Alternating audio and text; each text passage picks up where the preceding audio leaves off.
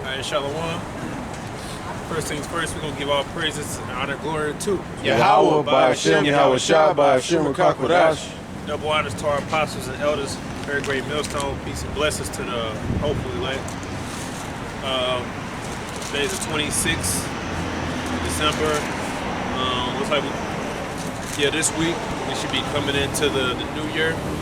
So stay tuned for that, because I'm pretty sure the apostles are going to spiritually deem that whatever year they're going to deem it. This year was deemed I believe it was hastening to come. I believe.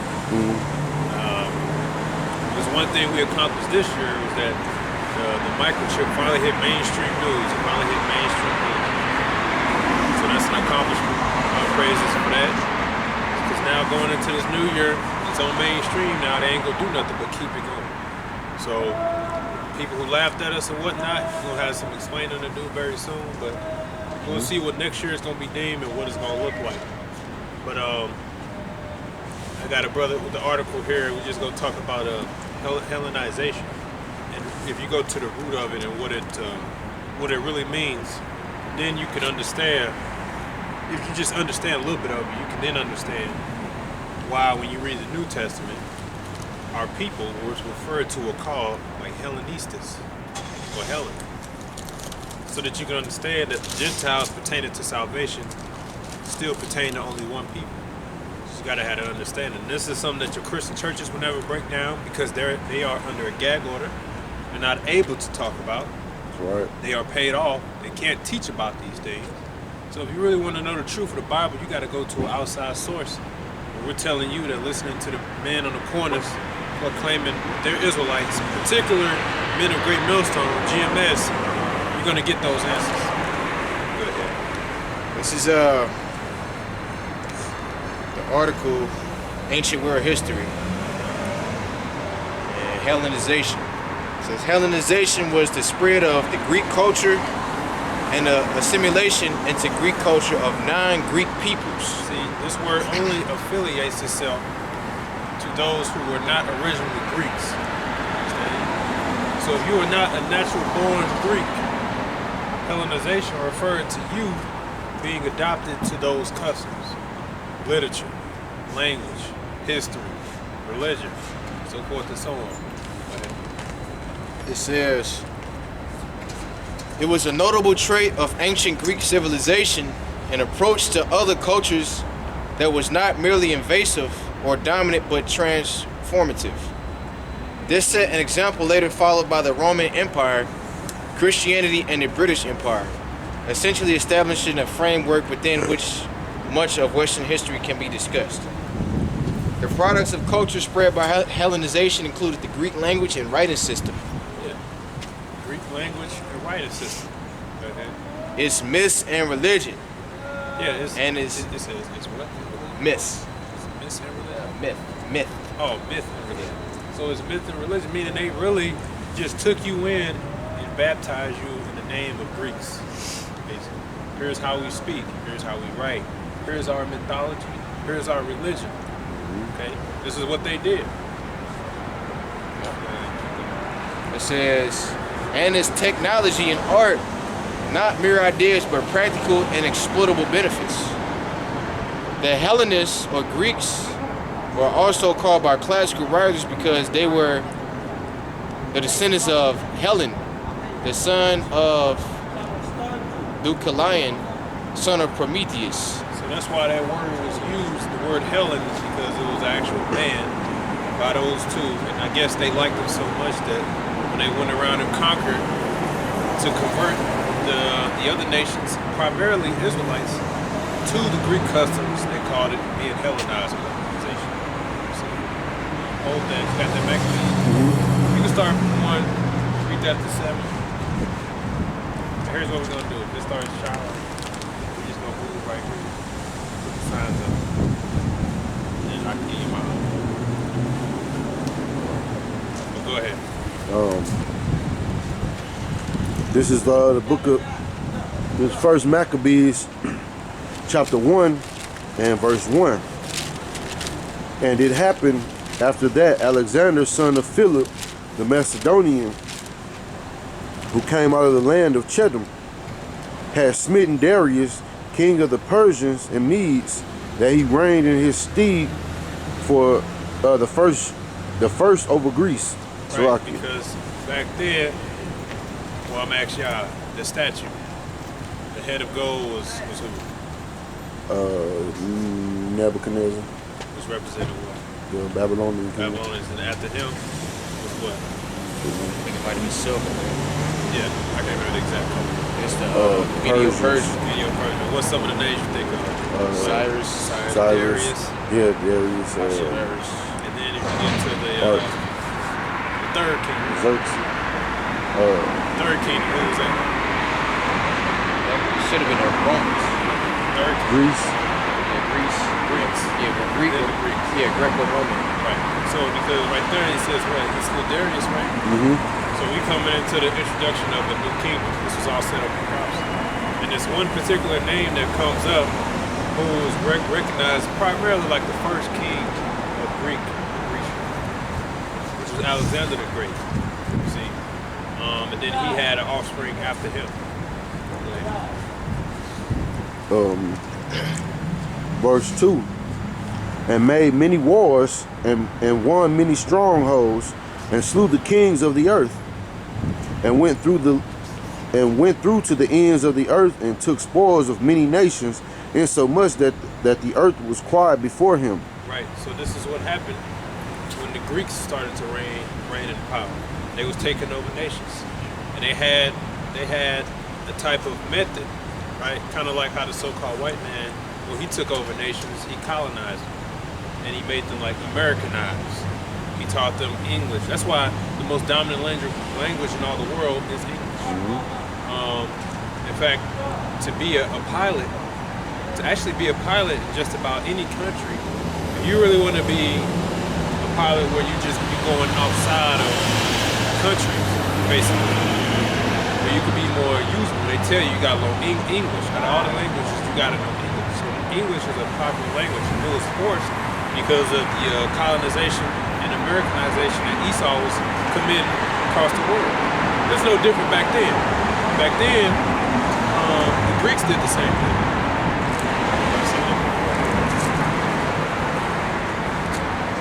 Continuing on in verse 3, whereupon he was exalted and his heart was lifted up, and he gathered a mighty strong host and ruled over countries and nations and kings who became tributaries unto him. And after these things he fell sick and perceived that he should die. Wherefore he called his servants, such as were honorable and had been brought up with him from his youth, and parted his kingdom among them while he was yet alive. And that was Alexander the Great. He's the one that did all this. That's why when you read the book of Daniel, you'll hear about the leopard. The leopard is referring to in particular Alexander the Great, but it represents the Greek Empire as well. Understand? Keep going. 3 to 7. Verse 7.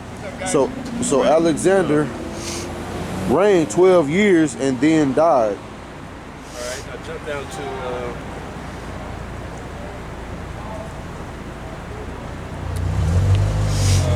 let's see.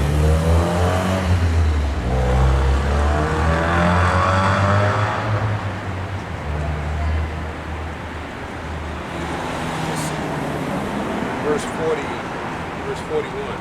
Because after him it tells you that Antiochus rose into power. So eventually Antiochus rose into power. And you will find out that these kings, if there's one thing they did, they all had in common was the idea of imposing their ideologies, philosophies on other nations. And when you read the Bible, everything primarily is focused on what happens in the nation of Israel. You know, it may mention how this nation went into this land and the Philistines had conquered them. Then he went to the depths of Moab. Then he went to Esau. But eventually it finds its point to how does it affect Israel? That's what the whole Bible is all about. It's all about what the Lord did with the well-being of the nation of Israel. That's right. So what these Greek empires did, it wasn't just Israel they was targeting. We was basically like number one, but they was also doing this to other nations, right? Right. Well, I say 41. Jumping down to verse 41. Moreover, King Antiochus wrote to his whole kingdom that all should be one people. And all should be one people. What does that mean? That means you are not allowed to really be an Israelite. And when he says all to be one people, do you have a choice in the matter? No, you got to follow what the king is. And the king were Greeks, meaning you had to be a Greek. Okay, you had to confess their laws. You had to, not only that, you had to abandon your heritage. You had to straight up abandon it. That wasn't an option back then. See, a lot of you stupid Christians, you can't seem to position yourself or understand history. This was something that was forced on them. And you might say, well, I would have did it. Yeah, but there was a consequence for it. We're going to read about it. A lot of them lost their lives. Okay? A lot of them lost their lives. And it went further than that. Because it wasn't just that one period. You're talking about generations. Right? So basically what I'm getting at is, when you understand the history, which we just going to touch on it briefly, it's not hard to understand how our people became Hellenized or Hellenistas. Or why do you find that word in the Bible, in the New Testament? So you got to do your research. You say something? Like, you know, even the interview I shared with Q, he was saying the same thing. Like, I mean, yeah, that's their MO. They go over, conquer, and they force you to. And that's why she kept asking Q the same question. Like, so are you saying you go about breaking off, separating yourself? Because they're afraid of that. Wait a minute, you talking about doing your own thing? As long as you're talking about assimilate, basically, they're okay. Because that means you're conforming to what they believe. You're conforming to their system. And they know that they always in charge, and they always gonna get the final say. You know, that's why you got these Edomites. They may say like, oh no, that ain't my president. Or we in this together. The matter is, okay, at the end of the day, it's always going to be a so-called white man that's going to get the final say. This is why we say you in power. Just because you may not live in as luxurious life as the other Edomites, you still in power. And it's still your society.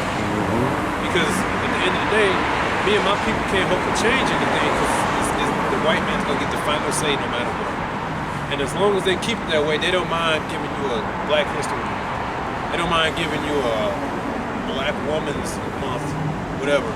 Equal opportunity job, which that's all bullshit anyway. You know what I'm saying? They don't mind doing that because at the end of the day, they know that they get the final say.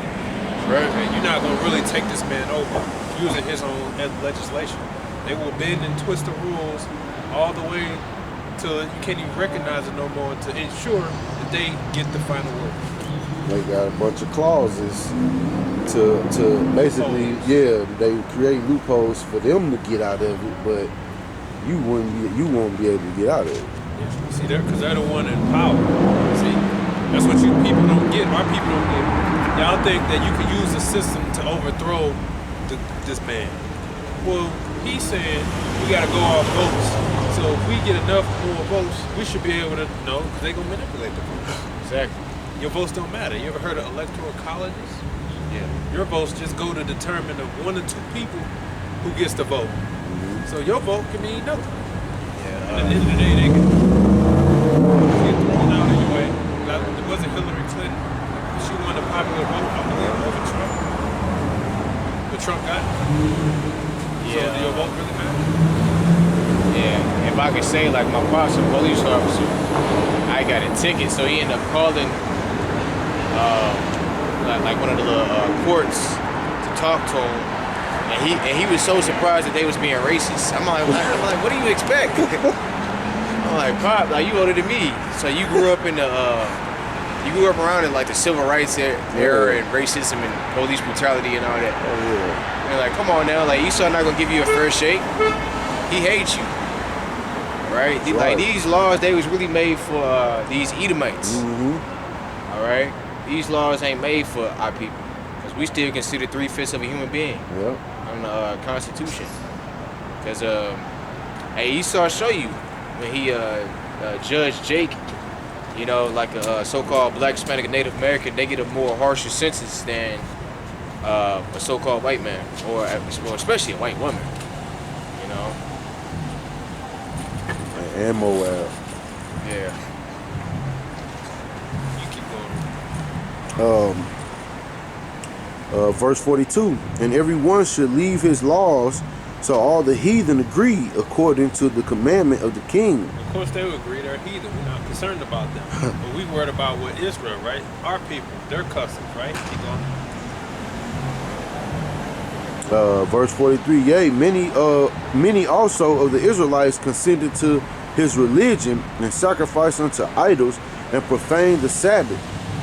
For the king had sent letters by messengers unto Jerusalem and the cities of Judah that they should follow the strange laws of the land and forbid burnt offerings and sacrifice and drink offerings in the temple. So that means you couldn't keep the law. Because if the law was for you to do sacrifices, which you was doing back then, you couldn't do it. They forbid it. So you were basically sinning against your God. You had to make a choice. And as we read, we had a portion of our people who willingly did it. You know, there's a lot of women in that because they're 2/3 and non-believers. Okay. They do it today. You know, they do it today. They happen to be sodomites and go on TV and encourage you to be a sodomite or encourage you to be a whore or a harlot or encourage you to be a killer or evildoer. At the end of the day, they get a promise to live just for a little bit. A so-called fast-paced, enjoyable life. Concerts and women, fame and fortune. The temporary shit don't mean shit. Temporary. You wanna know why it's temporary? Because in the end, they all end up regretting it, and they all try to, at least in the end, try to basically clear their conscience. A lot of times it's too late though. That's why you end up having young singers and rap people who die early, die at young age. Prince, he tried to blow the lid off of shit. He was on that whole, look, we got to do away, we got to separate ourselves from this music industry. It's contract, because it ain't for us. We got to do our own thing. That's the, he ends up dead. You understand? So the moment you start to strive away from the laws of the land, right? That's when they try to, they're gonna clip you. They're gonna clip you. But our people willingly destroy themselves for the sake of some money or some fortune. Whatever it is. We see it all the time, man. That's why it was one thing I can't wait to have back in the kingdom is integrity. Yep. The kingdom, we gotta have integrity, man. We ain't got to worry about these sellouts. We gotta expose them and rebuke them and warn the people about these. They're taking the purse behind them. If our people had integrity, man, we wouldn't have to be in that situation. Esau would have to go find a terrorist to play, act like he's a Jake to cause our people to go out. You know, you could be out here all day telling our people that the abortion clinics are set up to kill black children. A black woman's still gonna go up there and abort. She's still gonna be with it because she didn't got it before. She planned on getting it, and she liked that option because she don't want to be responsible for who she sleep with now. Yeah, she got Tom, Dick, and Harry lined up for Monday, Wednesday, and Friday. And she needs that abortion clinic in case things don't work out. The things don't work, so they not gonna be for you, man. And It was a video of just that.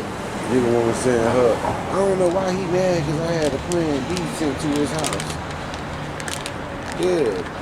Like they glory in that shit. And kind of remember, like Esau say, hey, the baby don't have a heartbeat yet. You know, hey, look, as soon as that sperm meet that egg, and the body start growing, the Most High put the spirit down into it. Life, man. Right? So yeah, it's already kicking and moving, so that's life. You know, so like what the hell you mean that's not life? So that's technically not murder. Bitch, that's murder. You know? And bro, the nigga woman, she got so much blood on her hands, it's ridiculous. You know? And she got way more, you know, bodies than the average, you know, quote unquote shooter, killer. Oh, yeah. Yeah. Baby mama probably, you ain't got nothing on her. Alright. So, hey, you 2/3 women of our nation, hey, y'all got a lot to fucking pay for real. A lot of y'all don't feel sorry for that either. So what? You know, a lot of y'all don't feel no type of remorse like that for it. You know? Yeah, like that's why the Lord said the same. Said what? That my body, my choice shit. Right. That's why the Lord said, same shall know that the death by pain. You know, so you're gonna die a painful death. You know, he gonna put the maximum amount of pain on you. You know, mental and physical. Guess what? The abortions is nothing new. That was done in the ancient.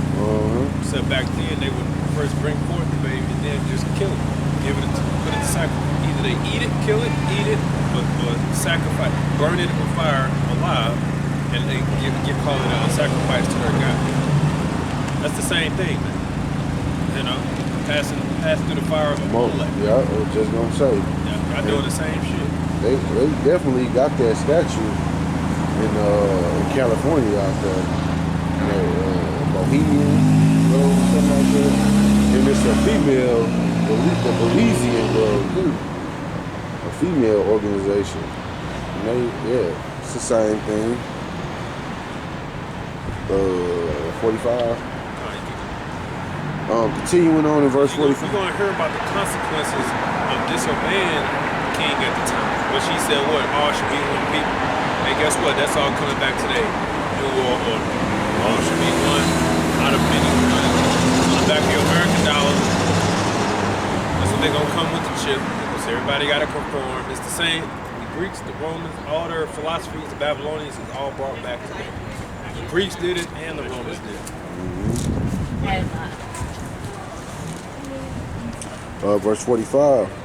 And forbid burnt offerings and sacrifice and drink offerings in the temple, and that they should profane the Sabbath and festivals and festival days, and pollute the sanctuary and holy people, and set up altars and groves and chapels of idols, and sacrifice swine's flesh and unclean beasts. So you had to prove your allegiance to the Greeks.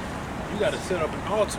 And you got to sacrifice swine's flesh. You got to disobey your God and your commandments and your laws, right? We're going to see about the consequences of that, of trying to get around that.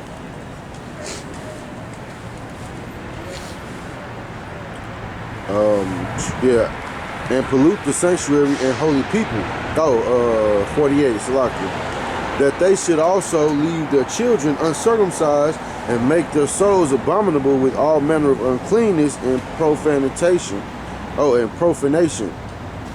To the end they might forget the law and change all the ordinances, and whosoever would not do according to the commandment of the king, he said he should die. Yeah, so you see, the intent was that in the end, people will forget who they are.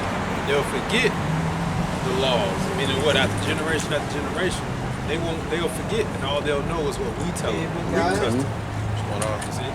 And he said what? If you did not conform, the sentence was death. Right? And we're going to read it. But like he said, you can't circumcise your children because it was known amongst the Israelites that we circumcise our children. So they would actually check. You got a child, it's a son. If he's circumcised, we're killing you and him. You know? So you couldn't. This is what our people was in. The situation, devils, man, fucking devils. Wow. The situation our people was in, and it was all for the intent that our people could get in the end. So what we're getting at is that when you get to the New Testament, all right, those Israelite foreigners, we call them, who the scriptures are called Gentiles, they were some of the same people who their grandparents and grandparents and grandparents grew up in the society, grew up that way. So they thought, yeah, I'm a Greek. Like they knew, like, yeah, I'm a black man, but I'm a Greek. Just like now, you'll know, like, yeah, I know you got guys in Japan or something. You got so-called Negroes in Japan. They probably only know how to speak Japanese, but they know they're black. They know they're different. They've been treated different their whole life. But if you was to ask them the nationality, they'll say, I'm Japanese. I'm like, yeah, I'm in Japan, but I speak Japanese. I know the cousins, so I grew up in it. And then the message gets to them, and it brings them back to who they are originally. So this is why when people come up and they want to talk about the Gentiles, we try to summarize it for them because it goes deep. All you got to do is do a little research.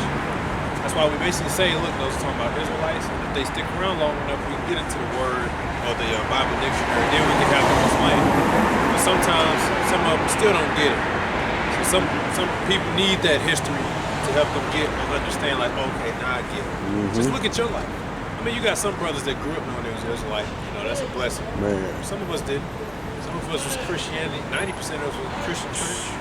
Didn't know squat about nothing. And some brothers was into Islam. Brothers was in multiple areas. Yeah, like my sister and her mother, they grew up knowing that they was Israelites. My sister, she a thought now, and her brother, he not my brother, but she, whatever, right? Her brother know he Israelite. That nigga was eating shrimp. All right. So this goes to show you, it don't really matter about you growing up knowing that you're Israelite. It doesn't matter if you chose it or not. Right? Because they obviously wasn't called or most likely chosen. Yeah, I kind of escaped. My dad was into that Pan-African stuff back in the 90s and 2000s and all that. Yeah. My mom was in Christianity, and it was just like somehow it didn't add up to me. Yeah. So, and Christianity, and when you start asking questions, man, pastors they start running. Yeah. Don't go into the book of Job. Where was I at?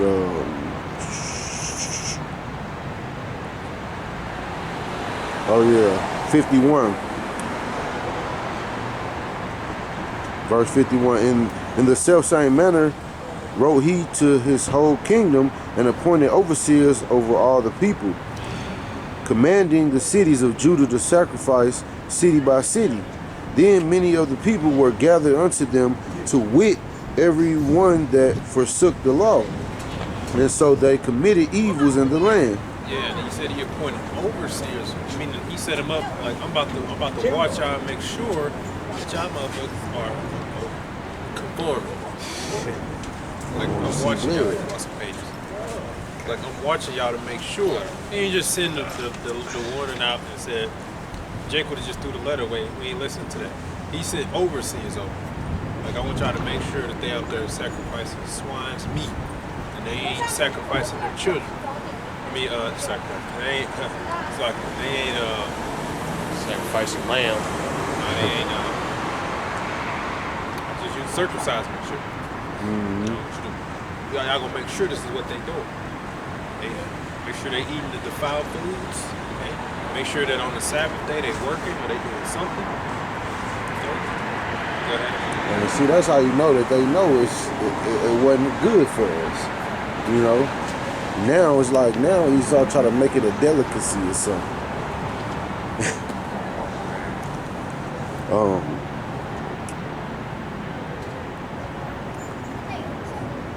Verse 53.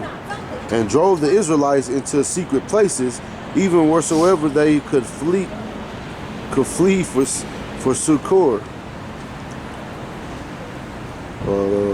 There's safety. Now the 15th day of the month, Caslu, in the 145th year, they set up the abomination of desolation upon the altar, and builded idols, and build idol altars throughout the cities of Judah on every side, and burnt incense at the doors of their houses in the streets. And when they had rent in pieces the books of the law which they found, they burnt them with fire. So there was even a Bible burning back then, or a book burning back then. So these are the things that our people was going through. This is from one kingdom to another, from the Greek Empire all the way down to the Roman Empire. That's why when Yahushua comes on the scene, he came on the scene what, during the Roman Empire. Right? So you get a little back history, then you can understand why you'll read Acts 2 and how you'll see you had devout men out of all the nations or kindreds come to speak to keep the Passover, but they all could speak their own language, the language they grew up in. Because our people were scattered, and a lot of our people were Hellenized. That's why when Yahushua said, "I am not sent to the lost sheep of the house of Israel," that's what he was talking about. Mm-hmm. Our definition of Hellenist. It's out of the Zondervan Bible Dictionary. The definition, Hellenist.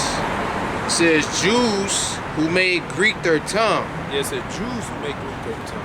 Remember when he read the definition earlier, Hellenization refers to non-Greeks conforming to them, their ways. You know, because why would they call their own people Hellenized? They Greeks, they'll just call them brother or something Greek. If a Negro came in there wearing the Greek clothing, speaking the Greek customs, they'll say he's a Hellenist, like Hellenization.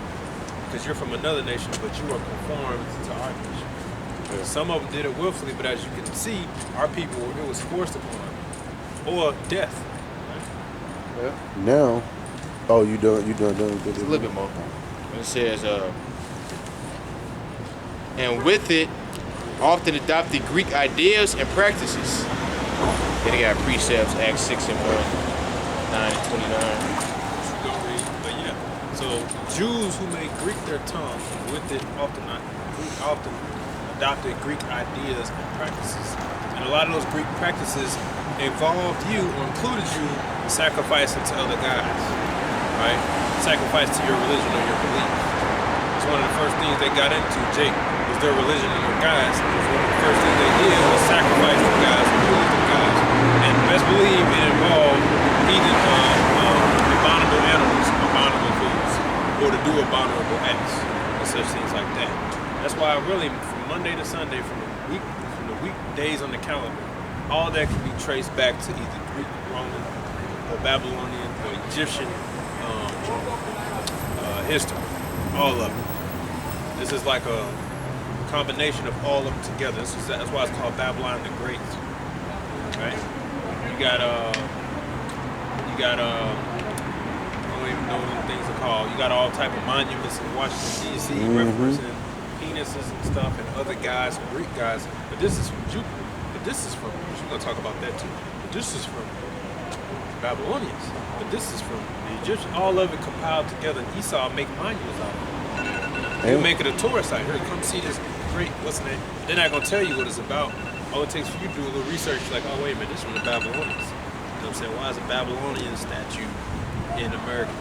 Right, like the Washington Monument goes back to the Egyptian obelisk. You got Abraham Lincoln. He's sitting on the chair. I think that goes back to Ramesses. That was an Egyptian pharaoh.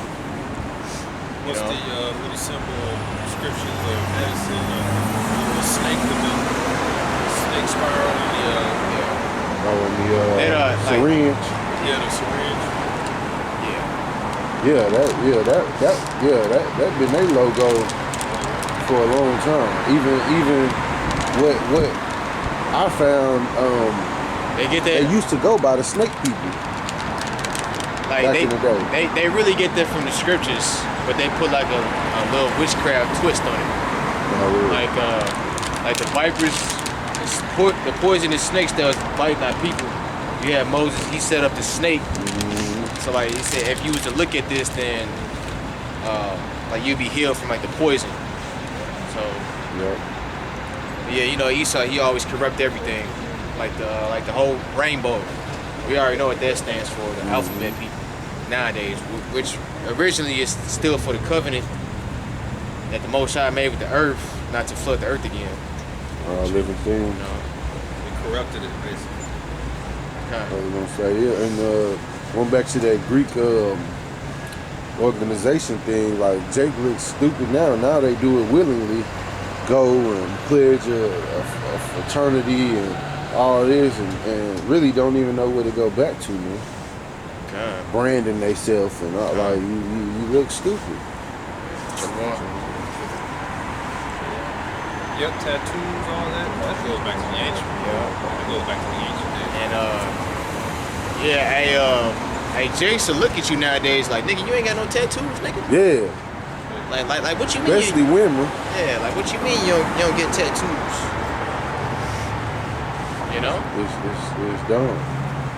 Yeah, shaving your beard. That's the latest, the earliest that goes back to is recorded as the Canaanites shit. Canaanites, bald in their head. You know, because them niggas don't know how to take care of their hair, so they just cut it off.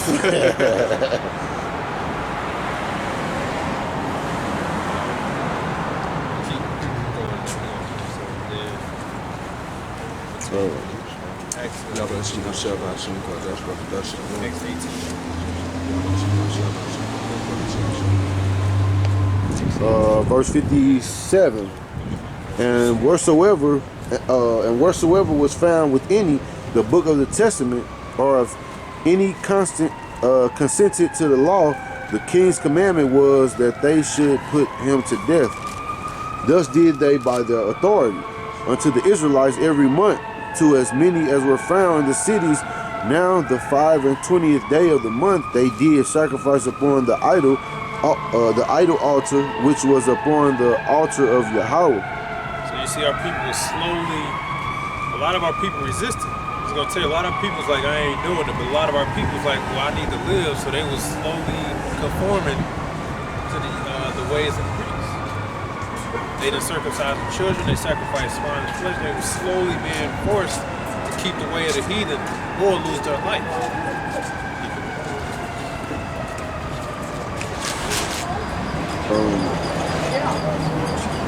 Verse 60. At which time, according to the commandment, they put to death certain women that had caused their children to be circumcised.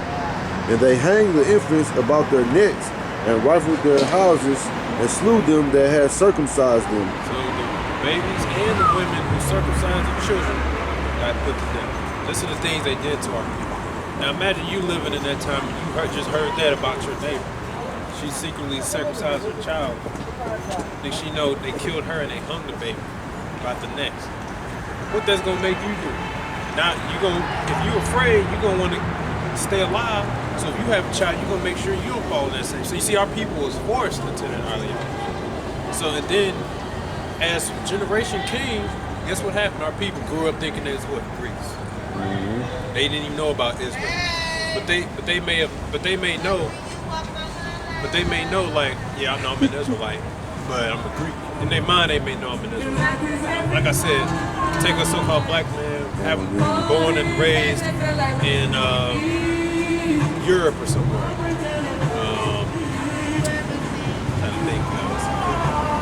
think in Spain or whatever. He grew up, all he knows how to speak is Spanish, Spaniard way. But he knows like, yeah, I'm a black guy, but I'm a Spaniard. Basically. They know, but they don't know. If I may add, like, majority of the women today wouldn't even they don't have that type of fear for the Heavenly Father to just still go out doing his, his will. If you don't, I mean, shit, they gonna get you. Like, might as well go out serving the Lord. But they, like you said earlier, that integrity, man. Like, how people will get that back in the kingdom because they just ain't got it now. The elect gotta lead by example so that the offspring can learn from the elect. Integrity is. If our people had integrity, you wouldn't have sellouts. You wouldn't have Israelite groups taking a bad, liberally teaching something false for the sake of gain. You wouldn't have that if they had integrity.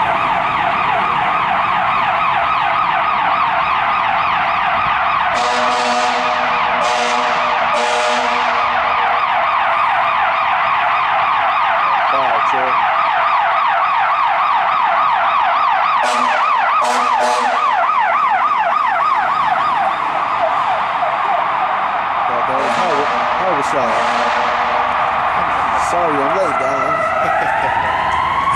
Yeah, I'm supposed to be down there for Go where the real fire at. Verse 62. Howbeit, many in Israel were fully resolved and confirmed in themselves not to eat any unclean thing, wherefore they chose rather to die, that they might not be defiled with meats, and that they might not profane the holy covenant. So then they died, and there was very great wrath upon Israel. Yeah, so our people was going through that. Give me 2 Maccabees 6. That's what the account is. The account to the things our people had to suffer, being on the hand of the other nations, because this was the prophecy of the third kingdom coming to rulership, which were the Greeks, right? According to the statute and the prophecy. And when they came in, what did they do? They committed Hellenization. So you should know what the word means by now. They forced and conformed the Israelites to follow their one way. And they didn't have a choice. It wasn't an option.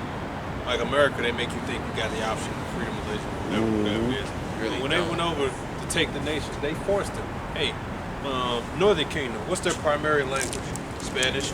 Yep. And they love that language too. They'll say, "No, this is my language, my language." Where'd you get that from? They That beat wasn't your it in. language originally. That was forced upon you by them damn Spaniards. Mm-hmm. They was forced Spanish upon you, right? That's why you grew up knowing Spain. So even you got history within yourself. You know, Mexican. Why? I wonder why people speak Spanish, because y'all was conquered and y'all was forced to learn the Spanish language. And then over the course of time, y'all had different dialects. Right. And a lot of Iscarites. A lot of Iscarites. They don't even look at the so-called white man as the enemy. They look at Judah, the so-called black men, as they enemy. You know, and I ain't talking about the brothers that's in the truth. Yeah, but the majority of them share. Like the eye evil towards their brother. And Levi and them too, man. Like they be speaking French too. Speaking French. And thinking they top shit because they speaking French. Like, yeah, I got y'all ass beat too. You know what I'm saying? Like I'm Creole. I got French in my like my great grandmother was French. You a uppity nigga. No. Yo. And for your northern kingdoms, your original language was spoke as Hebrew. That's right. That's why when Christopher Columbus came over here, he had Hebrew translated.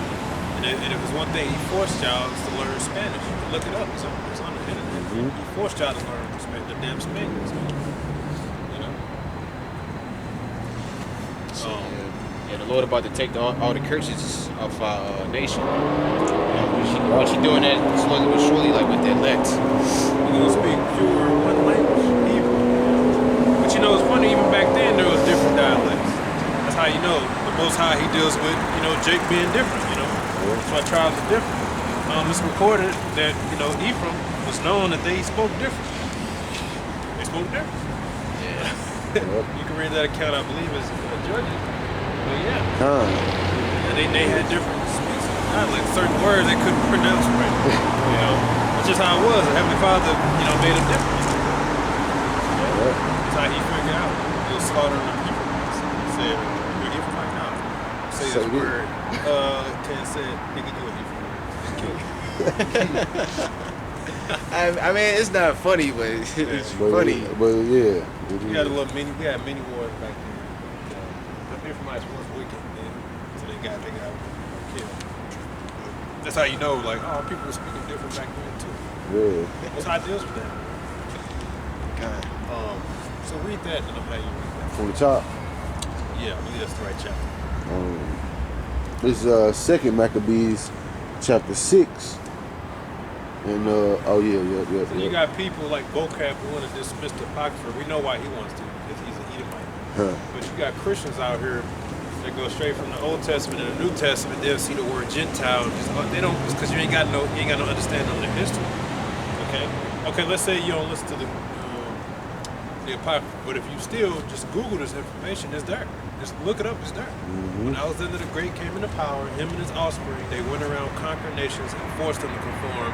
That's why you have the word Hellenization. Now, you ain't gonna find the word Hellen in the Bible, but if you look at it as original text, then you're gonna find the word Hellen in the scriptures. But you're not gonna find the word Hellen in the English. So this is actual truth.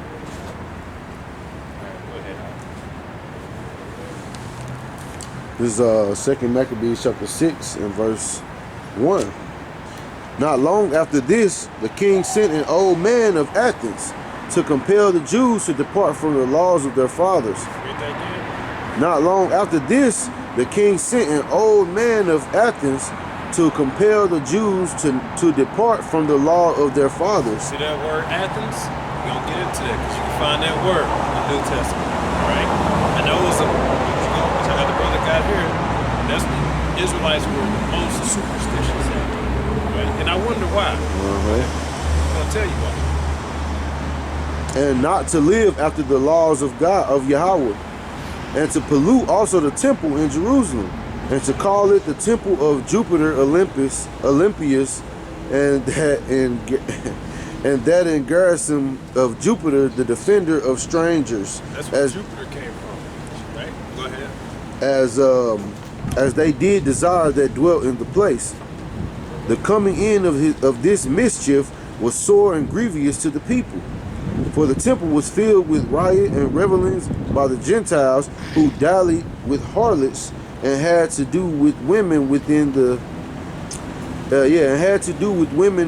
circuit of the holy places, and besides that brought in things that were not lawful. God dang. This is the thing they were doing to our people. And when they forced it upon us, they basically said, you got to go and turn everything that's holy into profane. So take that temple, put some swine in there, put some harlots in there, they ain't got no business in there. Put all these people in there to defile it, right? And we read earlier, what was always to the intent that we would forget who we were and follow their customs. You see, it's always a battle with the other nations to have them forget who we are. That's why you ask the so-called white man, what nation is he more focused or concerned with? It's always our people. You think he'll say, we're about the Russian, they really worried about these people coming back to who they are. Don't worry about these people rising up. Don't worry about these people getting some type of financial gain and getting one up on us. I'm more concerned about them than I am with the other nations. Because they know we're the problem. That's why I say knowledge is power. It's true. Knowledge is power. Yeah. Knowledge, you can go so far with knowledge, man. Yeah, like this truth is riches. You know, It can't be deferred to. it's like gold, right? I'm saying like you hit the jackpot. Yeah, like if you was called into this truth, it's like you hit the spiritual jackpot. You know, because a way of thinking can make you or break you. Exactly. You know, like like these sodomites out here, they pretty much broken people. You know, a whore is a broken woman. You know, like Cain Purvine, you know, a Jade is into idols. That's somebody that has no integrity. You know, no morals, no foundation, just anything goes. So, No order. exactly. No light. Just arguing and strife. Like your sonnetters. I mean, interviews people he done brought on from all kind of places. And he's still doing it because he don't know nothing. He ain't got the answers. What do you think about? You still asking those questions? It says, now that's what the scripture says, ever learning and never able to come into the truth. You know, just learning, just reading. And look, the Bible right here. A bunch of bullshit, You know? that's gonna lead you into chasing your tail, basically. Exactly. That's why the scripture says there is no end in making the books. You know, like somebody that haven't read the Bible and then say that it's not true. That's a man like understanding. You already know you can't listen to him. Yeah. You know. We got guys that'll come up and they'll be like, look, I done already went through all that. How the hell did you already go through it? You shouldn't still be there. Right. Every time you read something, you're gonna get a new outlook on it. Hey, Like, or kind of like my favorite one, like for Fallouts. Yeah, I used to be an Israelite, but now. but no, ain't not. Yeah, now I'm a Christian again. Like, nigga, you crazy? Like, you back to eating pork again? Dog returned to his own mama. That Phoenix commercial. I used to smoke crack. No, I don't. It's like a rehabilitation commercial, but that's what the dudes say. Oh, okay. That's how they do. So you might as well smoke crack if you're a Christian. So again, Acts 6. Oh, you want me to drop this? Yeah, that's enough. Go ahead. 6. We got, 6. Go ahead. Because we got the key word out there, right? Athens and Jupiter. Right? Go ahead. This is Acts 17 and 15, and it reads, "And they that conducted Paul brought him unto Athens, and receiving a commandment unto Silas and Timotheus, for to come to him with all speed they departed. Alright, so Paul went to Athens. Now while Paul waited for them at Athens, And that's how you know there was Israelites in Athens. Just read Maccabees to tell you right there. There was so-called black Latino Native American in Athens, primarily Southern Kingdom. But you had a splash of Northern Kingdom in there. They were in those lands. So you just can't read the word Greek and be like, no, it's a white person. Or a Roman, no, it's a white person. But you had Israelites back then. Remember, our people were conquered. Okay? and scattered. Now while Paul waited for them at Athens, his spirit was stirred in him. And when he saw the city wholly given into idolatry. I wonder why they was giving into idolatry, because we just read it, right? They was forced to learn all these other ideologies and beliefs, and Jupiter was one, and you're going to see that word comes up. Verse 17, therefore disputed he in the synagogue with the Jews and with the devout persons, and in the market daily with them that met with him. Yeah, 'cause they were superstitious. I believe you look that word up, just means. Just look it up. Jake like that today, boy. That's why it's called Spurs on fire, because they were victims of the history, you know. So it was just like, y'all too superstitious in this one. Break it down to you. Wait, I didn't get that. I'm jumping. We didn't get that. We didn't get that. It said verse 22. Go ahead. Verse 18. Then certain philosophers of the Epicureans and of the Stoics encountered them, and some said, "What will this babbler say?" And that's another thing you had. You had two sect of beliefs back then. You had Epicureans, and you had Stoics, and they each had their own different beliefs. You also had what's another two? You also had I think Epicurean, that's like a form of like a government, right? yeah. You know, I'm trying to think. You had Stoics, you had Epicureans. Then you also had, I forgot what you had.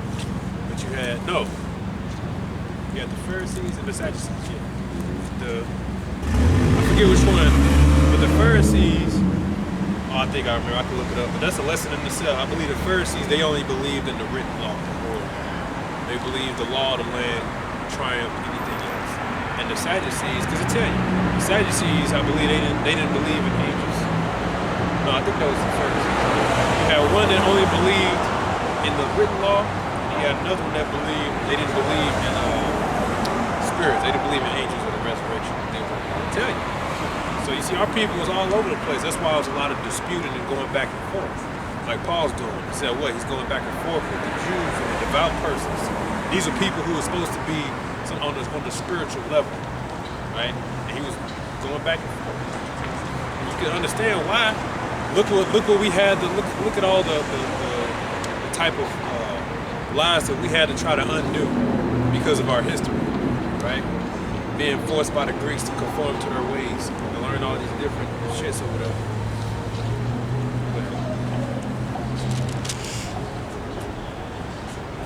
It says, he seemed to be a setter forth of strange gods, because he preached unto them Yahushua in the resurrection. And they took him and brought him unto Areopagus, saying, may we know what his new doctrine whereof thou speakest is? For thou bringest certain strange things to our ears. We would know therefore what these things mean. For all the Athenians and strangers which were there spent their time in nothing else but either to tell or to hear some new thing. Yeah, so that's the type of spirit our people was in. He said Athenians and strangers. And guess what? Those are Israelites too. But there was other nations mixed among that. But them Israelites back then would call themselves Athenians. I'm an Athenian. You know what I'm saying? But that's the type of thing they would do. And they said what? They ain't did nothing else all day but wanted to hear about some foul. They'll sure saw netters and etc. Read that again. It says, for all the Athenians and the strangers which were there spent their time in nothing else but either to tell or to hear some new things. So that's all. It was entertainment to them. That's why you hear the apostles always say, look, this ain't entertainment. To them, Paul was entertainment. They sat around, ooh, I wonder what he's going to talk about. He's talking about some resurrection. We never heard that before. How shit? All we do is hear new things, you know what I'm saying? That's why Paul was having such a problem with their ass. This was just entertainment to him. Like, magic mushrooms? Mushrooms? Man, you said you went to Is outer space in them shits?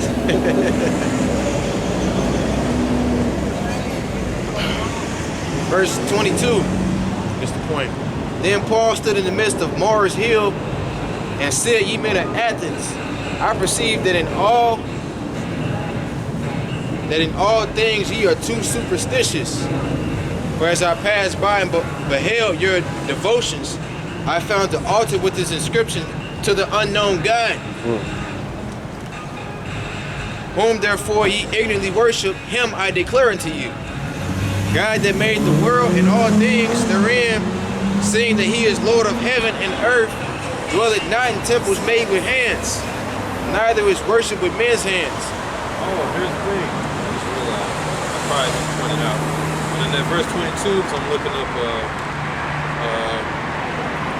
superstitious, but he said what? Then Paul stood in the midst of Mars hills. That's why you got the planet named Mars. That was worship as a god. Yeah. It wasn't just some name that they just, no, man. Yo, got People the don't right. know nothing. But real quick, how'd you read that over? But the word superstitious means, in a good sense, reverencing gods or the gods. P.S., which I believe that's, you believe in more than one god. In the bad sense, superstitious. So that's why Paul said, because they had so much going on back then. You know what I'm saying? But they did acknowledge one superior power. And that's why Paul had to break it down to them. This is that one superior power, and the only power. That's The right. name is the hour. Right? You can go read that one part over and keep going. They had that zeal. For I passed by and beheld your devotions, I found the altar with this inscription, To the unknown God, whom therefore ye ignorantly worship, him I declare unto you. God that made the world and all things therein, saying that he is Lord of heaven and earth, dwelleth not in temples made with hands, neither is worship with men's hands, as though he needed anything, saying he giveth to all life and breath and all things. Jump to the second to last verse.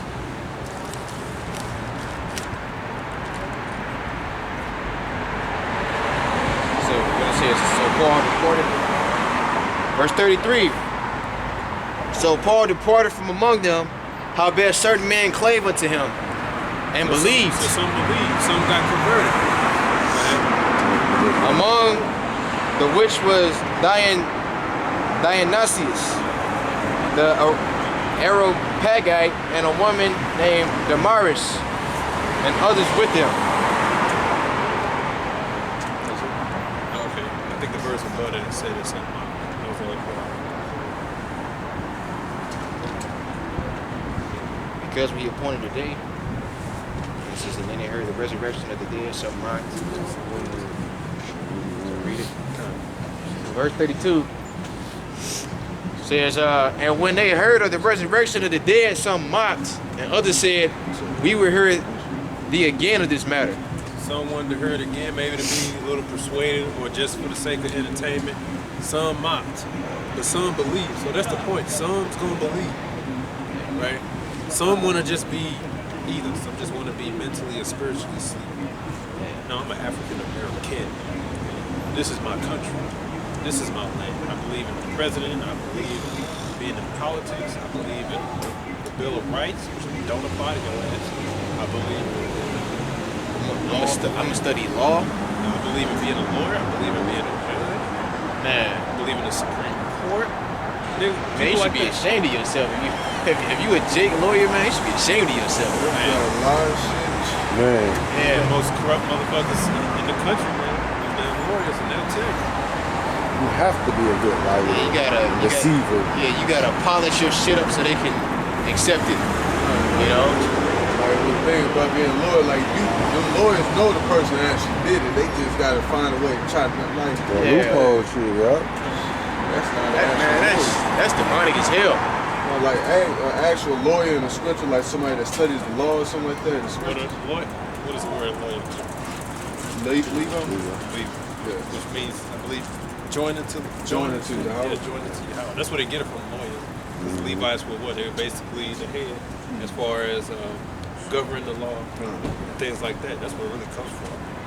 But in this world, you're the most corrupt motherfuckers. Anything that's paying you over 2,000 G's a month, a year, 9 times out of 10, that's some corrupt shit. All right, unless you're an engineer or something. Shit, doctors, Yeah. Corrupt lawyers, corrupt politicians. corrupt. Because 9 times out of 10, if you're a top shot lawyer making that much money, your firm is in cahoots with all the wicked businesses out there who destroying people, but they got your ass to do the job. That's your Monsantos, fucking Elon Musk corporations, all that shit. The Trump corporations, all those motherfuckers, they gonna pay you top dollar to make sure that Make it go away. Yeah, make it go away. Hey, but even then with engineering, like these different robots that they finna start making, just trying to replicate humans, all that. And brother, my lawyer from from KC, he did a video saying like robots can reproduce now. And it's like the episode off Futurama. I don't know if y'all saw it, but like it made like a whole bunch of like benders. Oh yeah. Like there was like microscopic level, and then like the robots made a whole like a prehistoric type of world. Like, it was like all metal. It was dinosaurs and shit, and metal dinosaurs, and then metal, quote unquote robots. So yeah, hey, Esau tell you what he do in his cartoons. In his cartoons, like even in Inside Job. Yeah. That's a good one. If I can add to it, these robots they making, they looking similar to the robots for that movie Will Smith was in. iRobot. They look similar to them. Yeah. Goddamn robots, John. Yeah.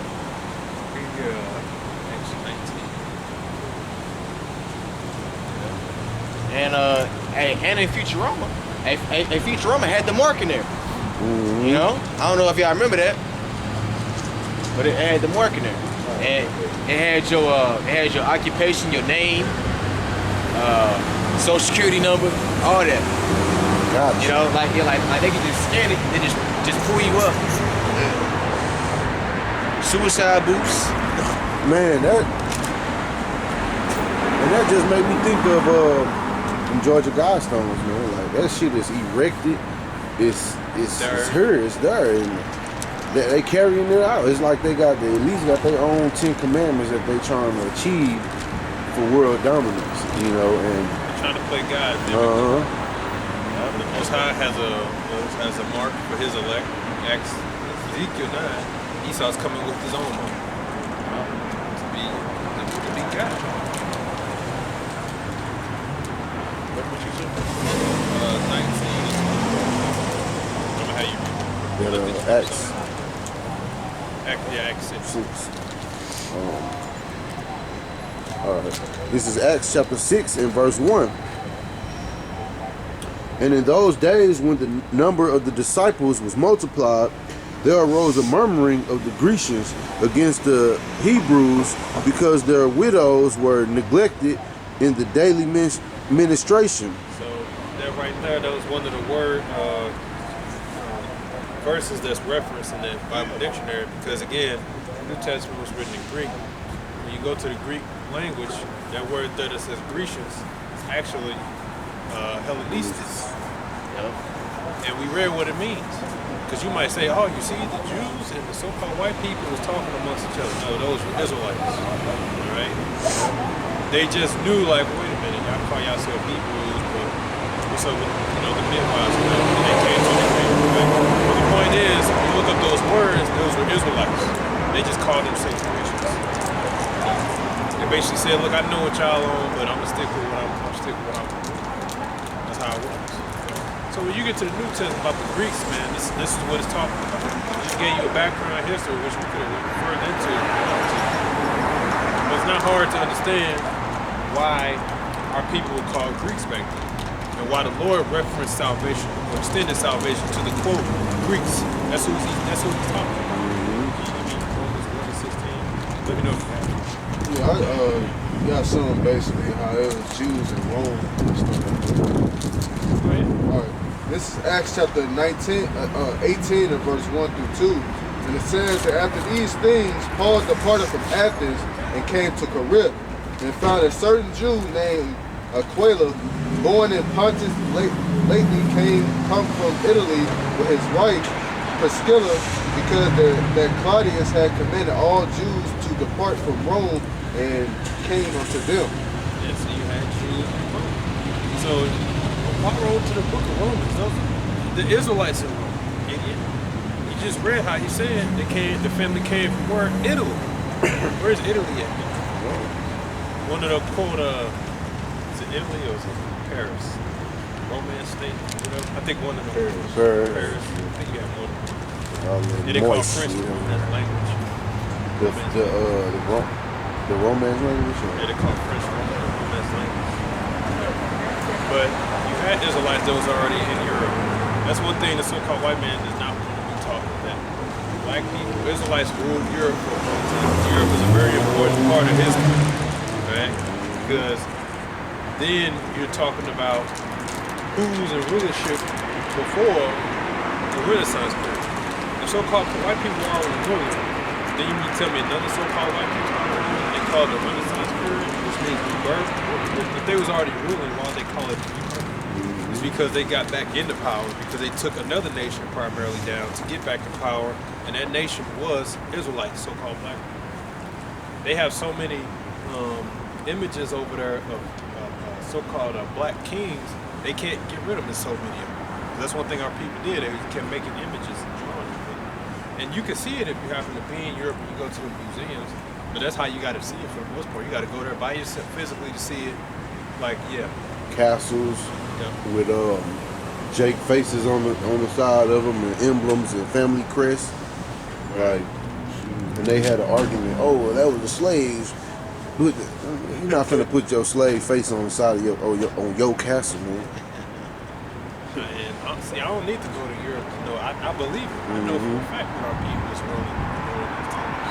They were just mainly into Islam and different beliefs. Like the game Assassin's Creed. I brought this out in my last video.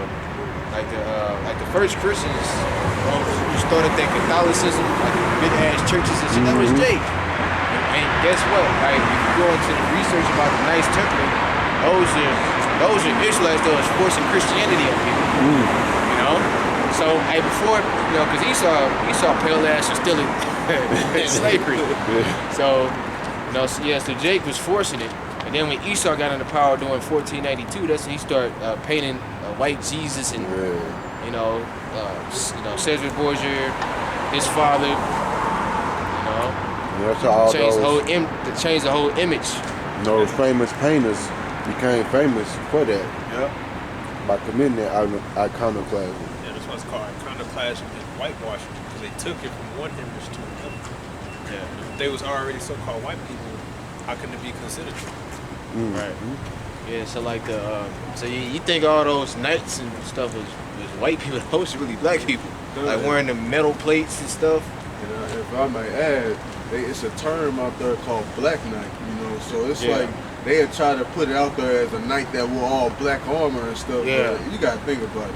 Ain't no damn knight wearing no black armor, man. It was a Jake probably doing it. Right. Yeah. What the fuck they do? Spray paint that shit? Martin Lawrence had that movie. Yeah. He Yeah. Hey, guess what? Ain't the movie? Hey, they called him Moore. Yeah. Yep. He said your daughters are free. Yeah. Got one. Just like you said. Yeah, I was. Yeah, okay. Oh, yeah. Read that first. This is Acts 19 and 23. And at the same time there arose no small stir about that way. For a certain man named Demetrius, a silversmith, which had made shrines for Diana, brought no small gain unto the craftsmen, whom he called together with the workmen of like occupation, and said, Sirs, ye know that by this craft we have our wealth.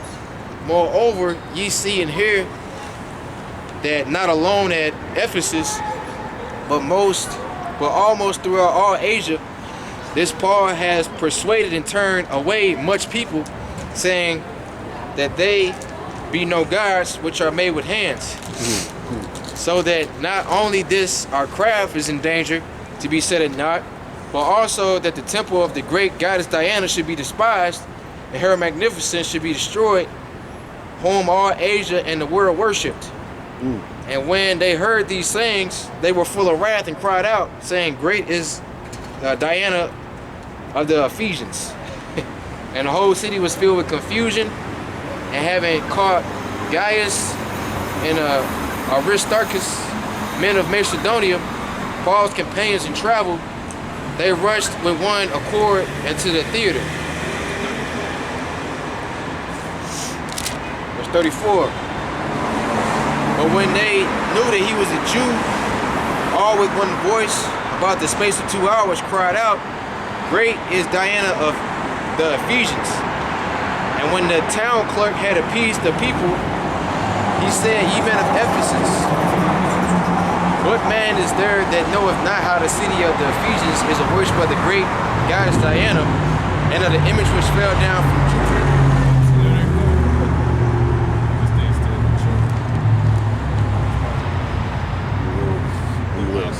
Little critters. Yeah, it said what? Jupiter. There go that word Jupiter again. So you see how it travels, and this was in Ephesus, right? So it was known in Athens and Ephesus and Corinth too. So you see how you can put two and two together. Our people was really into some heavy idolatry, man, and it's really because it was forced on them. So we basically, the apostles had to basically undo all the damage that was done. We're talking about that's why Yahushua had to come. If he would have never came, guess what? Our people wouldn't have understood and been blessed with the Holy Spirit to know, like, yeah, we the Israelites. We the Israelites, and that man of sin to be revealed is Esau, and then all these other guys gonna be done away with. And that salvation is for the Israelites. That's why when Yahushua came back on the scene, you know what they said? They said, are you going to now restore again the kingdom to Israel? Like, is this it now? Is this the time now? Because they knew the kingdom was what? Going to Israel. I like that vocab. Why didn't they say, are you going to establish the kingdom to the whole world? They said, no, you're going to give it back to Israel. Because that's who's going to get it. You see? So now, we can start getting them scripts about salvation to the Greeks, and you should understand what that means. You got, give me Ephesians 2. And his back cut up enough by now.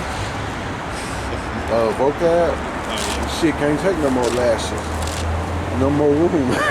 I thought he said he was gonna quit teaching and go write a book, something like that. He's in denial. It's because me personally, I believe he's Edomite, and he knows his time is up. He knows it's up. Heard. Slightly. No, I was gonna say, and him going to that too, but him trying to say that salvation is for all that is the same tactic they used in Psalms 83, which was to do away with the nation. When you do away with the importance of lineage and seed, you basically do away with the nation, basically. Because then it don't matter no more. That's doing away with the nation. You could be an Israelite. You could be an Israelite. You could be, nah. It's the same tactic they've been using. Because that never. When has that ever happened before? Right. When the Babylonians was ruling, they wasn't fucking sharing that shit with the Persians. They was always, the Assyrians, they was always, beefing about that damn rulership. Yeah. You know? So, now, because they end is near, now it's everybody. And now it's, come on, man. You hurt. We got that Romans 1:16, and it reads, For I am not ashamed of the gospel of Hamashiach, for it is the power of Yahweh unto salvation to everyone that believeth, to the Jew first, and also to the Greek. Right, so that's the scripture they use. But guess what, if you go to the blue letter, what's that word there for Greek? Hell.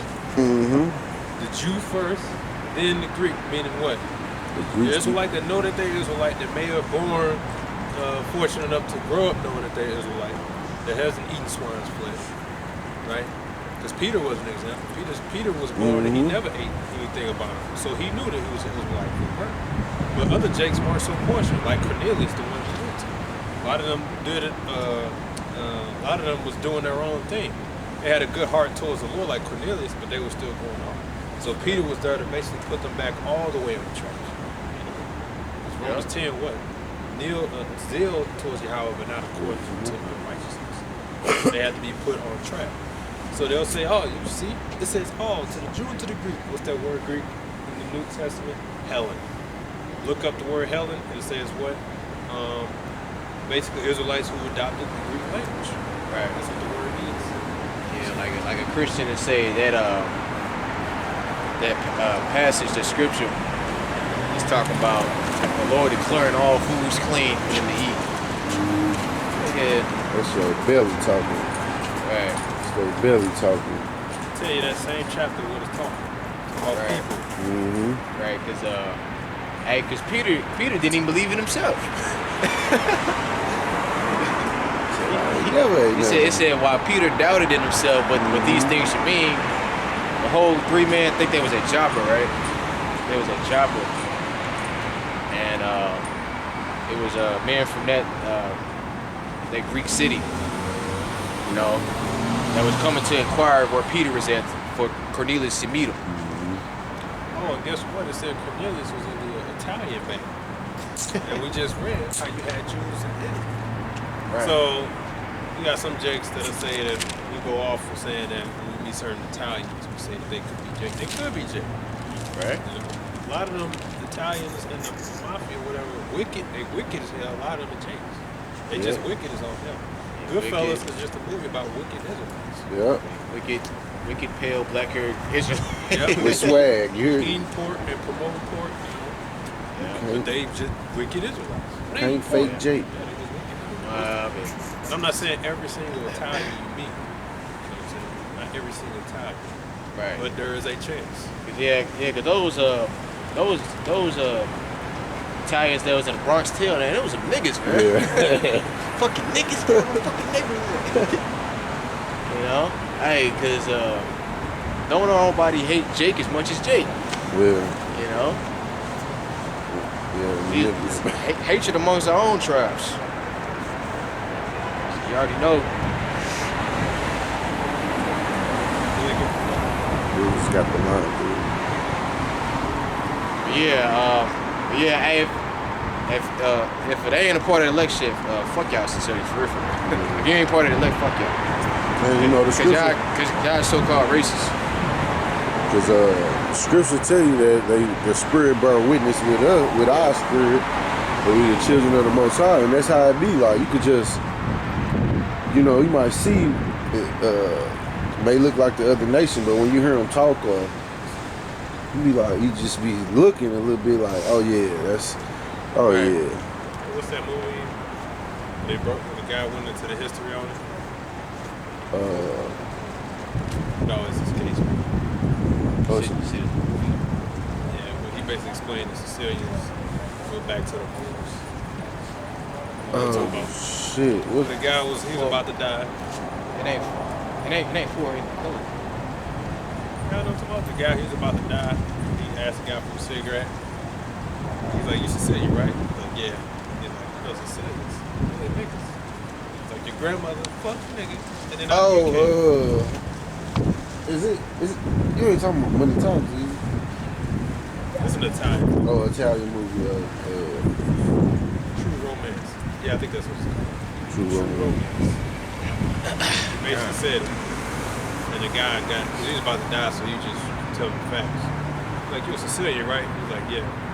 Like, you know, Sicilians, basically go back to, he said, you got nigga blood. Like, help my grandmother, fuck the nigga. And eventually out you came and they was just laughing at the shot. Yeah, it was true romance. But where did they get that from? They just make that up? No, that's history. You can look it up yourself. Right. So there's some mingling going on back there. That's why we don't just dismiss anybody that says they're Italian as all you so-called white. Could be a Jake. And we're not saying every single Italian is Jake, just like we don't say every single Irishman is a Jake. You got a Sicilian brother that's in the GMS Great Waters camp. I think that's over. That's over there on the East Coast. So it might be like Jersey or something. Yeah. And really, when you watch that movie Jersey Shore, that was niggas, man. These Yeah. niggas, man. Yeah, Like, it's how they was acting and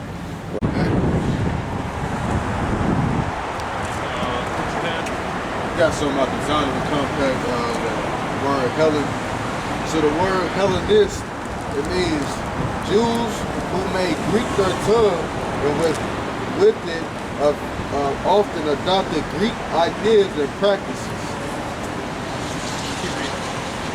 Oh, that's it. That's it. Yeah, that's it. They got the scripture, Acts 6 and 1. Acts 6 and 1 and Acts 9 and 2. Yeah, those are the examples. But yeah, it's talking about Jews. When I say Jews, because we went to the origin of the word Helen before, but Helen refers to really anybody that's not a Greek already. That's a Greek. That's basically a conformed Greek. That's what it applied to. That's what the whole book's about. So all it takes is for some research for you to understand that, when you see the word Greek, it's really talking about the Israelites. They just lost their ways because it just takes some history. But a lot of jakes don't want to accept that. You can break it down to them, they don't want to accept it because they ultimately just 2/3. They just want the so-called white man to make it, they hate themselves, whatever. But you can't get around it. Yeah, That's why. And they want to fulfill their lust too. So they still want to eat pork and all that other shit. Worship idols. Like my mother, she knows she an Israelite, but she want to do what the hell she want to do.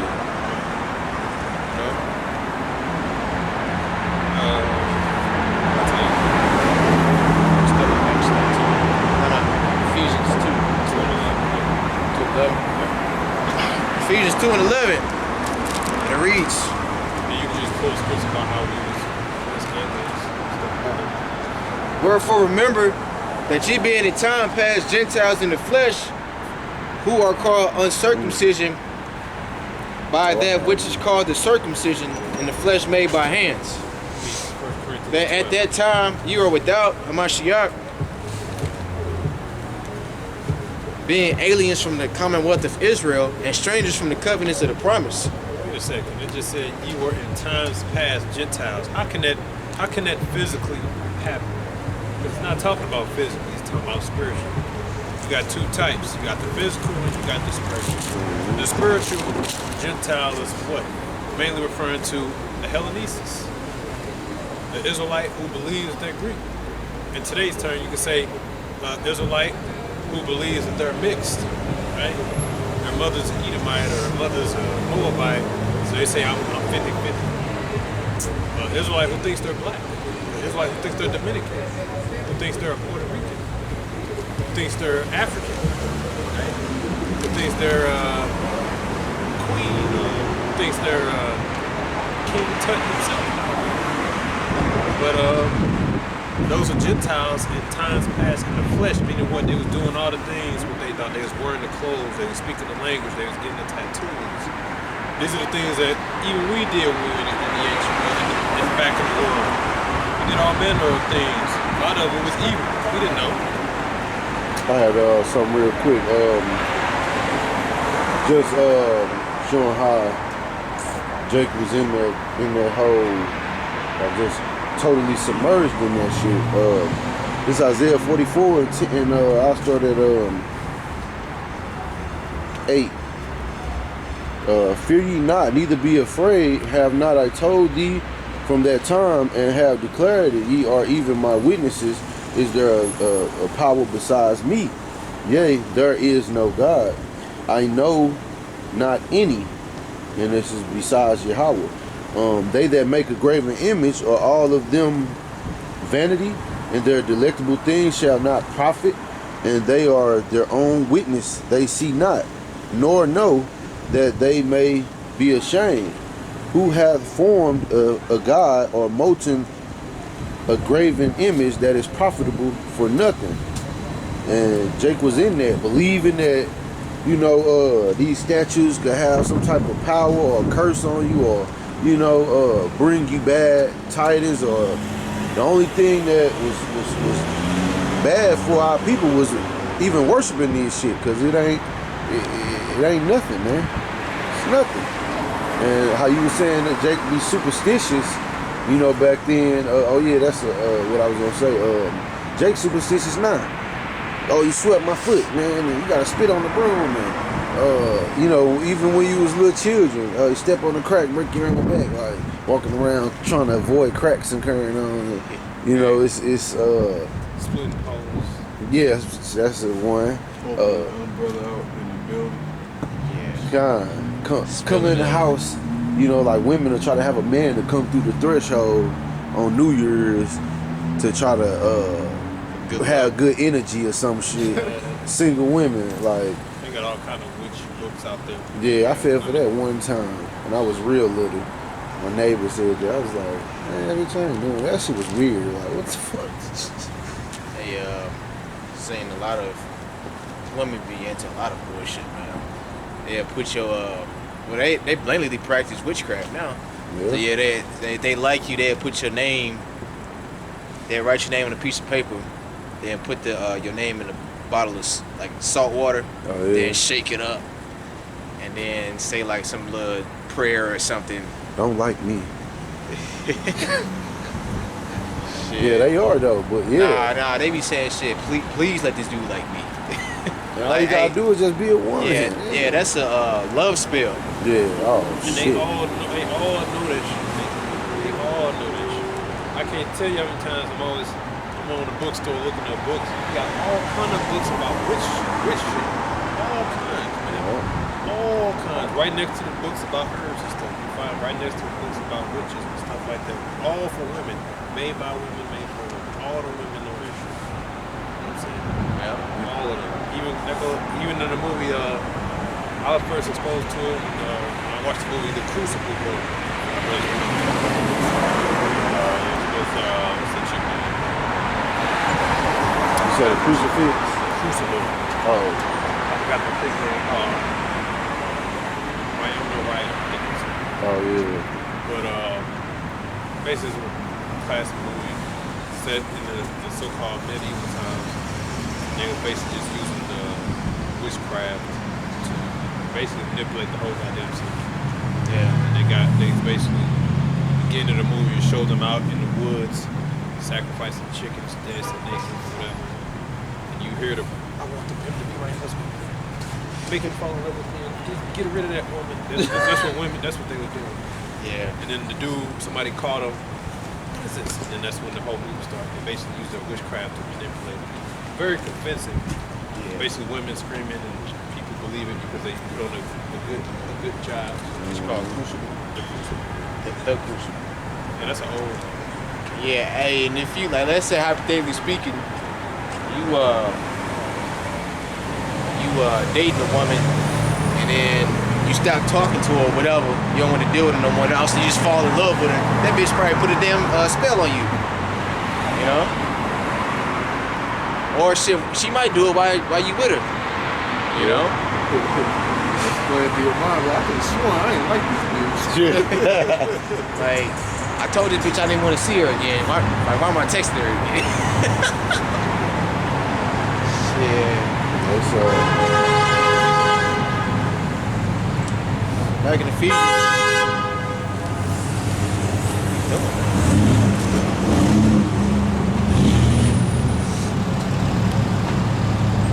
Back in Ephesians 2, it says, I'm going to run back verse 12. It says that at that time you were without Hamashiach, being aliens from the commonwealth of Israel, and strangers from the covenant of promise. And so what people refer to as aliens, strangers. That's what the word Gentile means. You are considered outside the temple. That's really what the word heathen means, outside the temple. You are considered outside the temple. He also said what? You were called uncircumcised by the circumcised. Meaning you were looked at differently. There was two different types of people. You know what I'm saying? Right. It's like I mentioned the Pharisees and Sadducees. That one people say, oh, I'm a Pharisee. Other people say, oh, I'm a Sadducee. You know? It's no different from in Corinth. People was getting carnal. I'm from Paul. Apollos. Back then, those who were called circumcised looked at us, the Israelite foreigners who were Hellenized, grew up as Greeks and their customs. They called them the circumcised. That's why they got mad at Peter It's like you ain't got no business going down there to them uncircumcised. Right. Go ahead. It says, now strangers from the covenant of the prophets having no hope and without God in the world. But now in Hamashiach, ye who sometimes were far off, made nigh by the blood of Hamashiach. For he is our peace, who have made both one, who have broken down the middle wall of the partition between us, having abolished in his flesh the enmity, even the law of the commandments contained an ordinance, for to make himself of twain one new man, so making peace, and that he might reconcile both unto God and one body by the cross, having slain the enmity thereby, and came and preached peace unto you which were afar off, and to them that were nigh. For through him we both have access by one Spirit unto the Father.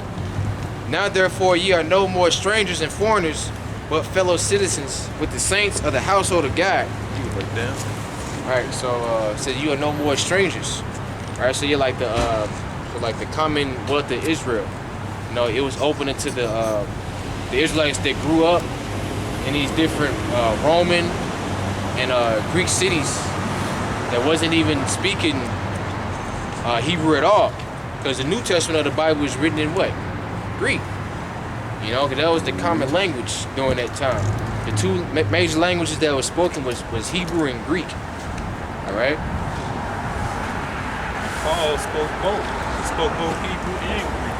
Yeah. You know, but Yahushua, he spoke Hebrew. That's what he spoke. Of course, he spoke English, but he spoke Hebrew. That's why when he came to Paul, he was in the Hebrew tongue.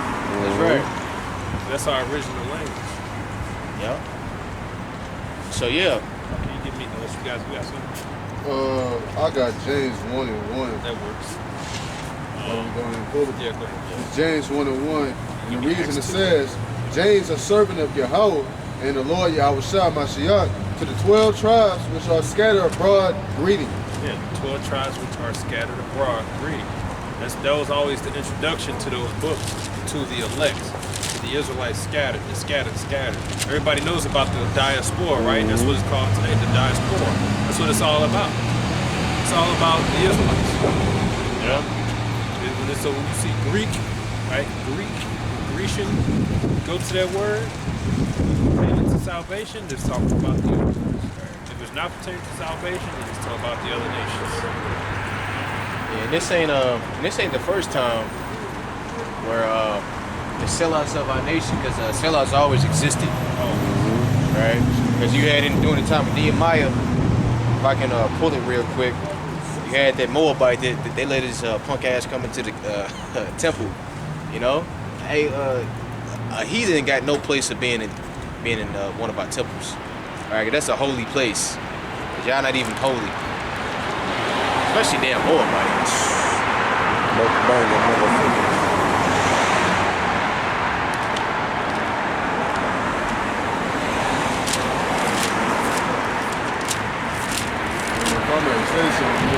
When you understand when the scriptures talk about different nations and people and tongues in Revelation, 5 and 9, because I was just looking at it, you would understand that it's not talking about everybody, it's talking about the Israelites that scatter abroad, because this book is only written for the Israelites, because these Christians would twist and flip the scripture and make it seem like it's about everybody and stuff. It's not like that. And if I may add to what you're saying, that's why they kind of look down on the 1611, because it tell you in the beginning of the book, like, if you ain't for it, if you're not an Israelite, it ain't for you. Say that in the introduction. Especially in the Apocrypha. Oh, yeah. The Apocrypha really heightens and explains it's all about Israel. That's why they try to say It's non-canonical. it's definitely canonical. Right. Like the Spartans, right? 300. Those were black Greeks. Like we look at the Spartan shield, Elder Malcolm was bringing it up. It looked like an A, but it's really a L. It's really a Greek character, the Lacedaemonian. Oh yeah. Yeah, that's a Greek And character. then was Yeah, those are the black Greeks, Spartans. We already know what the, I think it was Jonathan. Yeah, Jonathan. When they sent letters unto him saying, yeah, we brethren. I got it pretty fast. It's Nehemiah 13:1. On that day they read in the book of Moses in the audience of the people, and therein was found written that the Ammonite and the Moabite should not come into the congregation of God forever. Because they met not the children of Israel with bread and with water, but hired Balaam against them, that he should curse them. Howbeit our God turned the curse into a blessing. Now it came to pass, when they had heard the law, that they separated from Israel all the mixed multitude. Yeah. And before this, Elishab, the priest, having the oversight of the chamber of the house of our God, was allied unto Tobiah, and he had prepared him a great chamber. If you don't know who Tobiah is, Tobiah was an Ammonite. You know, that was during the time of the building of the temple. You know, because you had Sanballat, he was an Oronite, and you had Tobiah, he was an Ammonite. It says, and he prepared him a great chamber, where aforetime they laid the meat offering and the frankincense and the vessels and the tithes of the corn, the new wine and the oil, which was commanded to be given unto the Levites and the singers and the porters and the offerings of the priests. But in all this time was I not at Jerusalem, for in the 2 and the 13th year of Artaxerxes king of Babylon came I unto the king. After certain days obtained I leave of the king. And I came to Jerusalem and understood of the evil that Elishab did for Tobiah, and preparing him a chamber in the courts of the house of God. And it grieved me sore. Therefore I cast forth all the household stuff of Tobiah out of the chamber. Yeah, so he threw it out. And that's what happened. Jake, the leaders step out for a little bit. Jake started acting up. So what did he come back and he had to clean up all kinds of things. And in fact, this same chapter, I believe, is going to tell you that you had Israelites who had women of the other nations, but their children couldn't speak Hebrew. Yep. That was them becoming what? Hellenized. That's why it was a problem. I get it. Verse 23. In those days also saw I the Jews that had married wives of Ashdod, of Ammon, and of Moab. And their children spake half in the speech of Ashdod, and could not speak in the Jews' language, but according to the language of each people. Right. They were becoming Hellenized. Go ahead. And I contended with them and cursed them, and smote certain of them, and plucked off their hair, and made them swear by God, saying, you shall not give their daughters unto their sons, nor take their daughters unto your sons, or for yourselves. Wait a minute, I thought the prophet was all nice people. Man, he put his hands on them, plucked them out of their hairs. Like, you hear what I'm saying? You know, he's beating animals. Why? Because their children was becoming Hellenized, and all it takes is a little Hellenization, but then you our people start to go all the way up. If I may add, and these other nations know that too. Remember in the beginning of Squid Games, grandma, dude's mom was saying that about his daughter. Well, if your daughter go to America, you gotta do something. When she go over there, she ain't gonna speak Korean no more. Don't forget about her. She gonna forget that she gonna become American now. She gonna be a hoe. What's the point when she gonna be a hoe? Pretty much. Shit, that's all there is to be here. If you're a woman, it's just a damn hoe. So because that don't make no sense. Wait a minute, they can't speak Hebrew. Hell no. What you think you're doing? You turning your children into damn heathens? You know, and you know why Jake did that? Because Jake weak for the woman. So the woman said, "Oh, my son learned my language." That's all it was. That's exactly what they did. Jake now weak. Jake could get a Edomite wife, or Edomite wife want son to do whatever. You know what I'm saying? Or a Chinese wife, whatever. Oh, my son learned Chinese. Whatever you want, dear. What about the scriptures? So you're gonna teach them the scriptures, and that's what happens, man. Pretty soon your child will be doing whatever, all because your woman wants your. That's why the scripture basically says not to deal with women in other nations or have children by, because of that situation that can happen. As an Israelite man, you can have whoever. Does the Heavenly Father prefer you to have an Israelite wife? you avoid situations like that by dealing with women in other nations. Yeah, she's strictly a concubine. You got to deal with her as a concubine. And if you happen to have children with her, which you technically not supposed to, you got to make it clear, like, this is who. You got a lot of Israelites today can't accept this truth simply because they know that their mother does not fall in line with the tribe. Right. So they can say, no, I can't accept it. But their mother could be Israelite. But you know what? You're gonna have to accept it. You got plenty of brothers in the truth who have Israelite fathers, but their mothers are the other nation, and they teaching His word. Shit, you got brothers that mothers and fathers look just like the other nations, and they still in the truth. So it really doesn't matter. It is we just gotta accept the truth for what it is. Stop being emotional. It is what it is. You know. And the Lord will bless you with your melanin back in the kingdom, because you're gonna shed these bodies anyway, get new bodies. That's right. So it doesn't really matter. As long as you believe, it's all that matters. And it really all depends on what level you're on. Like, take Moses, for example. Moses took, his wives were, I know one was Ethiopian.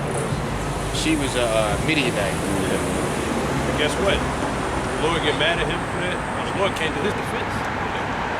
Because Moses was well firm. He wasn't going. So you gotta be on a certain level if you really want to deal with women in other nations and keep it balanced. Because if you're weak, then you shouldn't deal with them, because they can have your heart growing. But if you firmly settle like, oh yeah, I ain't going nowhere, I gotta balance, then by all means. But if you ain't firmly settled in this truth, it's advised don't deal with women in other nations because they can turn your heart. You can become weak for them. Well, maybe they ain't the devil. Maybe they ain't so bad. My woman, and I'm cool with her brothers, and her people's cool, and she Edomite. Maybe they ain't. See, hey, they invited me over the house. They fry chicken too. Yeah. That's how Jake be getting. Oh, they be I just ate the hamburgers, and they respected that. We cool. I like Trump. We cool. So Yeah. Then you shouldn't be dealing with no woman in other nation because it's gonna cause you to fall off. Don't do it. And what I be saying to young Jakes, man, really she supposed to follow your tone, man. They ain't that's the that's safest way to play it. Just hey, she ain't following your tone, then hey, And you'd be surprised. A lot of these women of the other nations, especially Edomites, they want to make it clear that their child will not be a religious child. So if you I'm taking my child to church, they're gonna be against it. Most of them will. Meaning what? You really shouldn't be having children. Most of them are like that.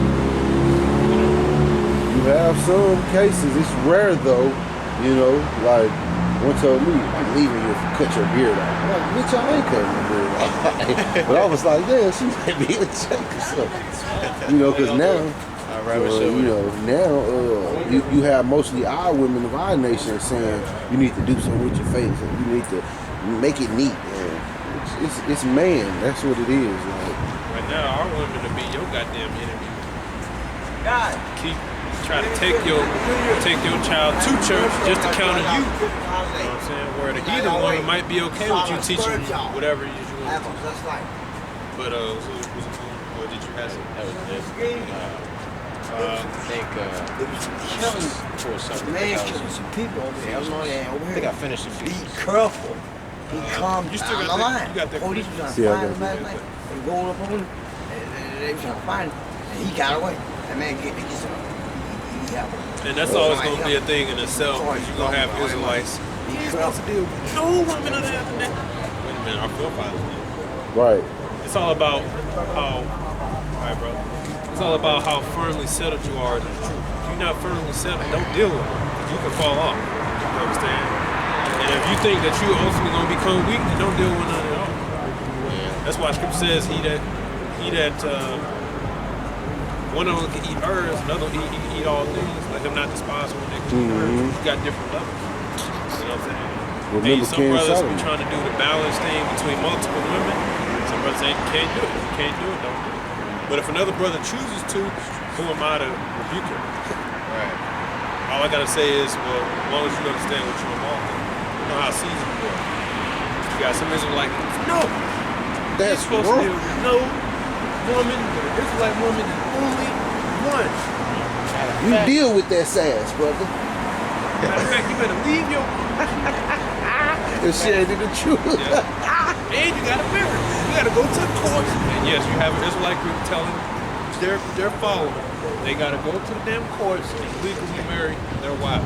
That's putting a burden on the man's shoulders, man. Niggas, it's crazy. That's you wicked scribes and Pharisees putting heavy boulders and weights on a man's shoulders, man. Man, you do that, man. You ain't got no type of understanding. You I do would that. never do that to my own brother. Man. Yeah. Put him in slavery like that.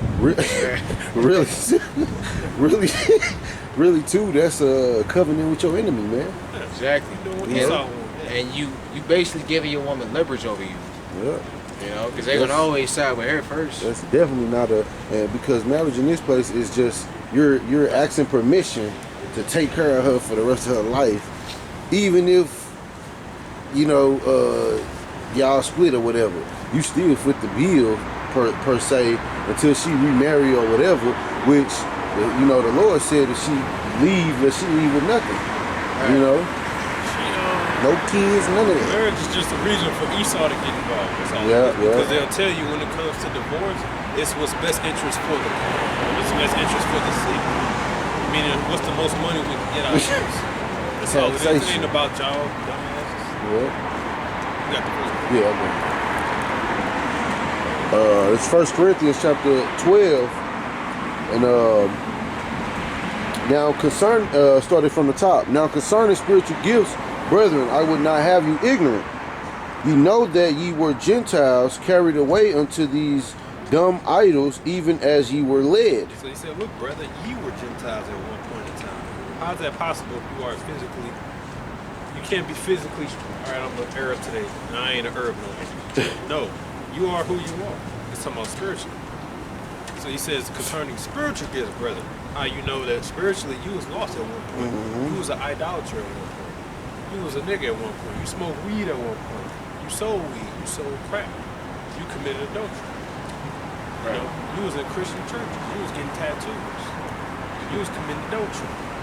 You did all these things because that's what your surroundings taught you to do, or because that's what you was taught to do. You were given into idols, but now you are no longer a Gentile. So you see how he says you were a Gentile, right? He's talking about Israelites who were Gentiles. He's talking about Hellenizers. You got the Acts 2. What's that? Got the Acts 2. Yeah. I believe I went I verse 5. just had Acts 2 and 5. What? I believe 5 was over.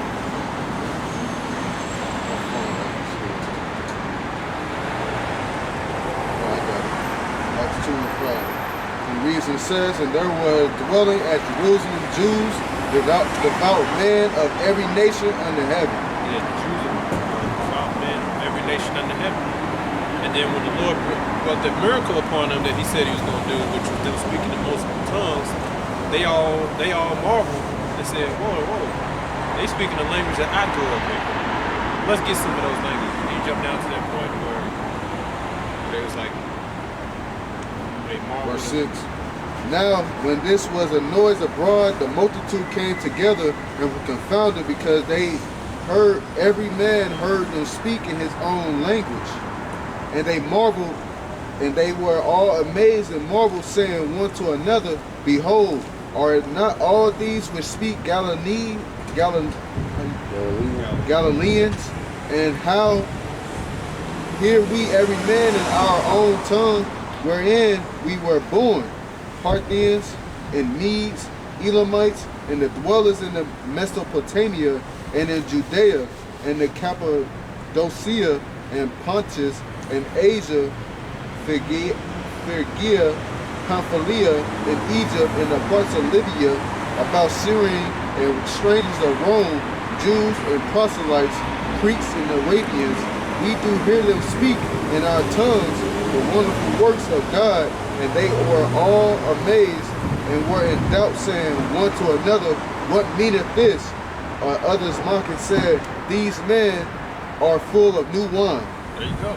Those are all kind of languages that they were speaking fluently, might I add. And that's the miracle. That was the miracle that the Lord brought upon them to convince all those Jews, right, that came from different parts of the world. But they at least knew about this time of year we got to come over here for the Passover, right? There's at least one custom they kept. So when they was all together, the Lord put them sit down in the spirit, and the apostles were speaking all their language fluently, so much that it caught all their attention. So it's like, how the hell? Aren't they Galileans? Don't they speak Hebrew? Right? So that's how you got Israelites speaking and growing up and speaking the language of other languages. They grew up speaking those languages. Right? A lot of times they were keeping their customs, doing what they do, following their beliefs, but they were Israelites. You see?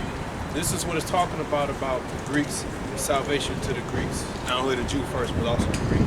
That's what it's talking about Romans 11, about how the natural branch was cut off so that I forgot the word, but the other branches can be grafted in. That's what it's talking about. I thought it was talking about actual other nations. It's talking about Israelites who were spiritually born and walked and talked as the other nations. And even in science, you know, you have to be from that tree to be put back together on, you know. Right, so Like, you they graft have it back in. Yeah, to be grafted back in. Yeah, look, just look up grafted. They'll show you images of a tree broken off and put it back. But it got to be from that tree. So it shouldn't be hard to get, but this is always going to be a topic always, because the Christians don't know this extent of history. They don't know the words in the New Testament. So when they come up and they going to be firm, they're going to think they actually know what they're talking about. Romans 1 said Gentile and Greek. So I'm going to pull the scripture to cut you. But they don't know. So you're going to always bring it up. You're going to go to the scriptures. You know what I'm saying? You're going to break it down, and if they want to receive it, they will receive it. Yes. I was trying to find an account when Paul was talking to Agrippa and he was speaking a different language. Was that Acts 26? He was speaking Hebrew and I don't know if it was Greek or Rome. He was probably, most likely he was speaking Greek.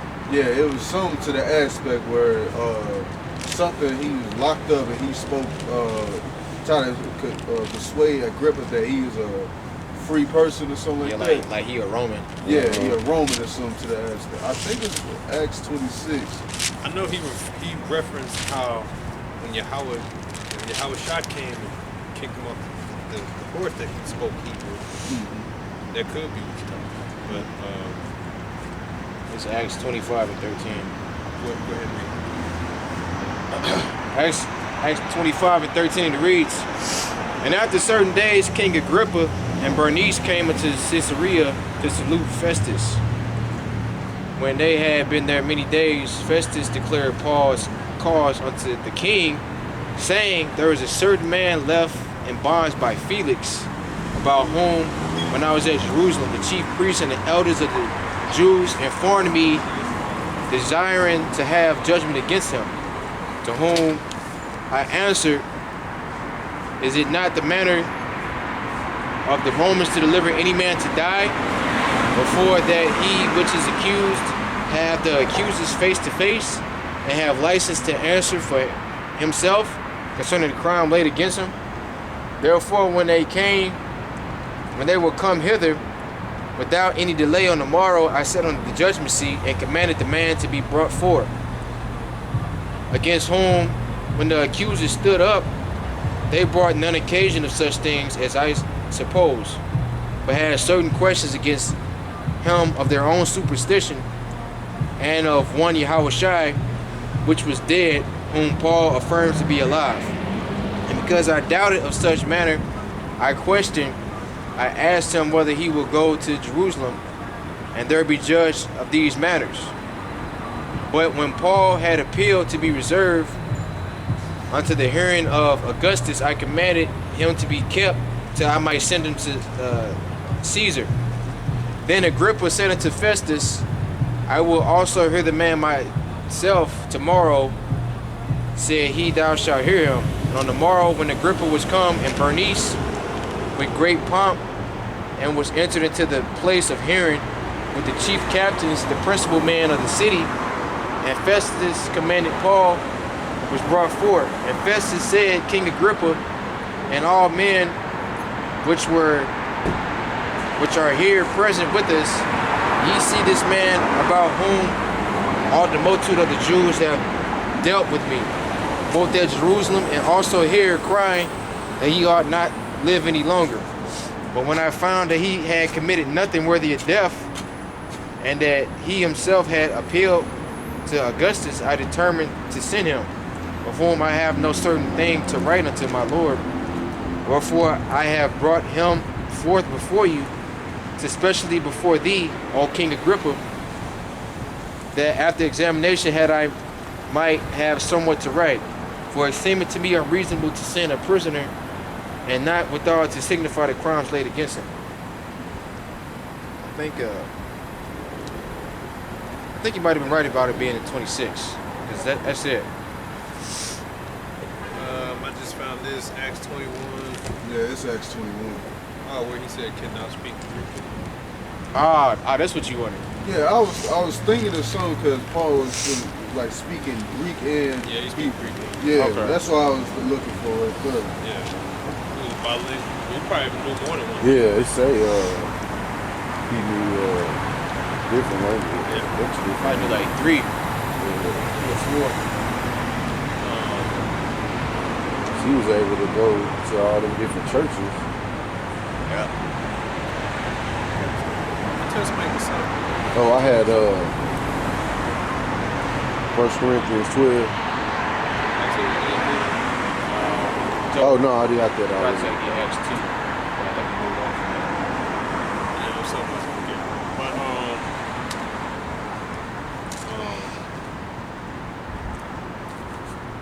there was something else I forget. Oh, it escaped. But, somebody get Revelation 11.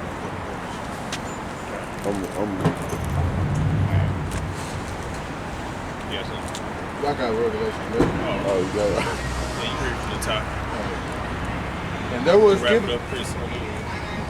And there was given me a reed to a rod, and the angel stood saying, Rise and measure the temple of Yahweh, and the altar, and them that worship therein. But the court which is without the temple leave out, and measure it not.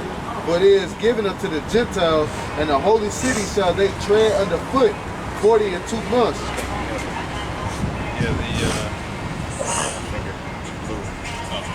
Yeah, so he said the court that's without, even to the Gentiles. And that's literally what heathen. I think that's heathen and Gentile. No, heathen. That's what heathen means, outside the temple. You're outside the court, right? Leave us without. That's given unto the Gentiles. See, like that is actually talking about the other nations. So that's how you got to know. If it's talking about pertaining to salvation, it's talking about the Israelites. It's pertaining to damnation, whatever. It's talking about the other nations. And the Lord called us. We would call basic Gentiles heathen a few times in the scriptures. Let's get a few of those that we grab us, like in Jeremiah 2. Sure, it's some in Proverbs, Yeah. 106. Can you give me 2nd Ezra 2? Till you go first.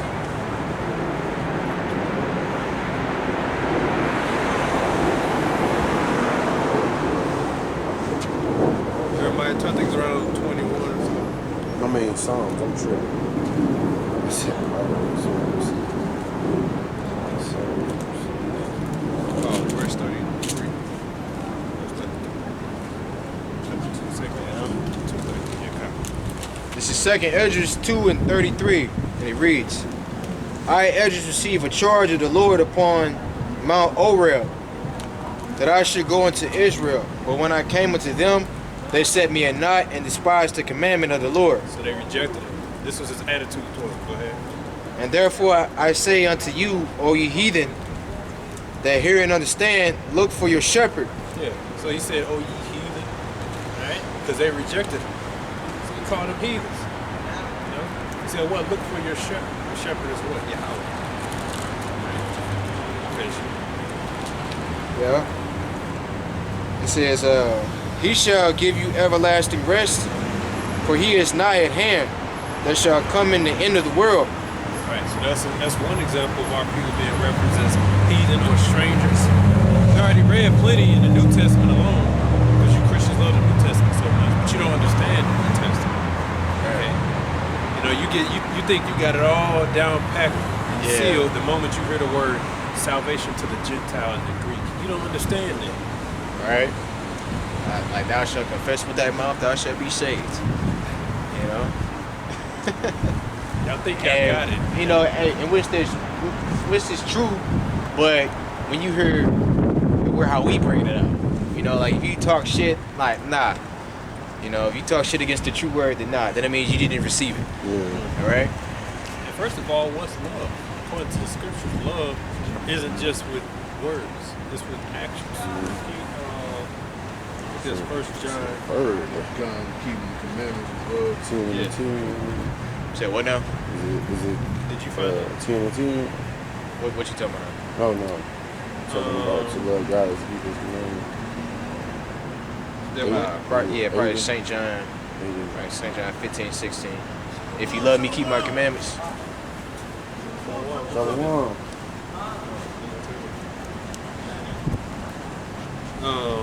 You got that? I think it's Jeremiah 2, I think like verse 21 or something. About degenerate plan. Oh yeah. Maybe at the top. Okay. That was just Shot rock a thumb. You know what the brother is. Listen to You this. know us. Every time I see you guys, I stop and listen. That's good. Because I need it right now. That's good. Oh, it's 1 John 2 and 5. Come on, I see it. Oh, wait a second. Wait a second. Was it 5? If you love me, keep my commandments. Probably 5 and 2. I sit right here. Oh yeah, you sit right there, bro. Oh, this 1 John chapter 5.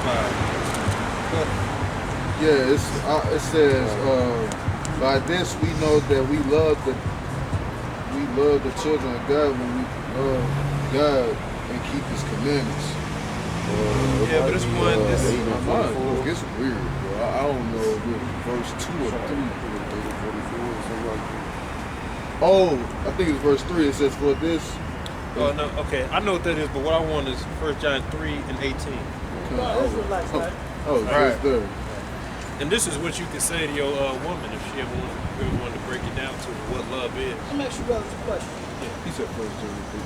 If I was an Israelite 1 John 3 and 18. and me and my family was in distress, what would you better do? He was hungry. And I came to the community for him. What would you better do? Well, you said you are an Israelite. So what we do is what the scripture tell us that if it's on us and if we got it, we can offer what we able to offer. And that's it. Offer what we able to give.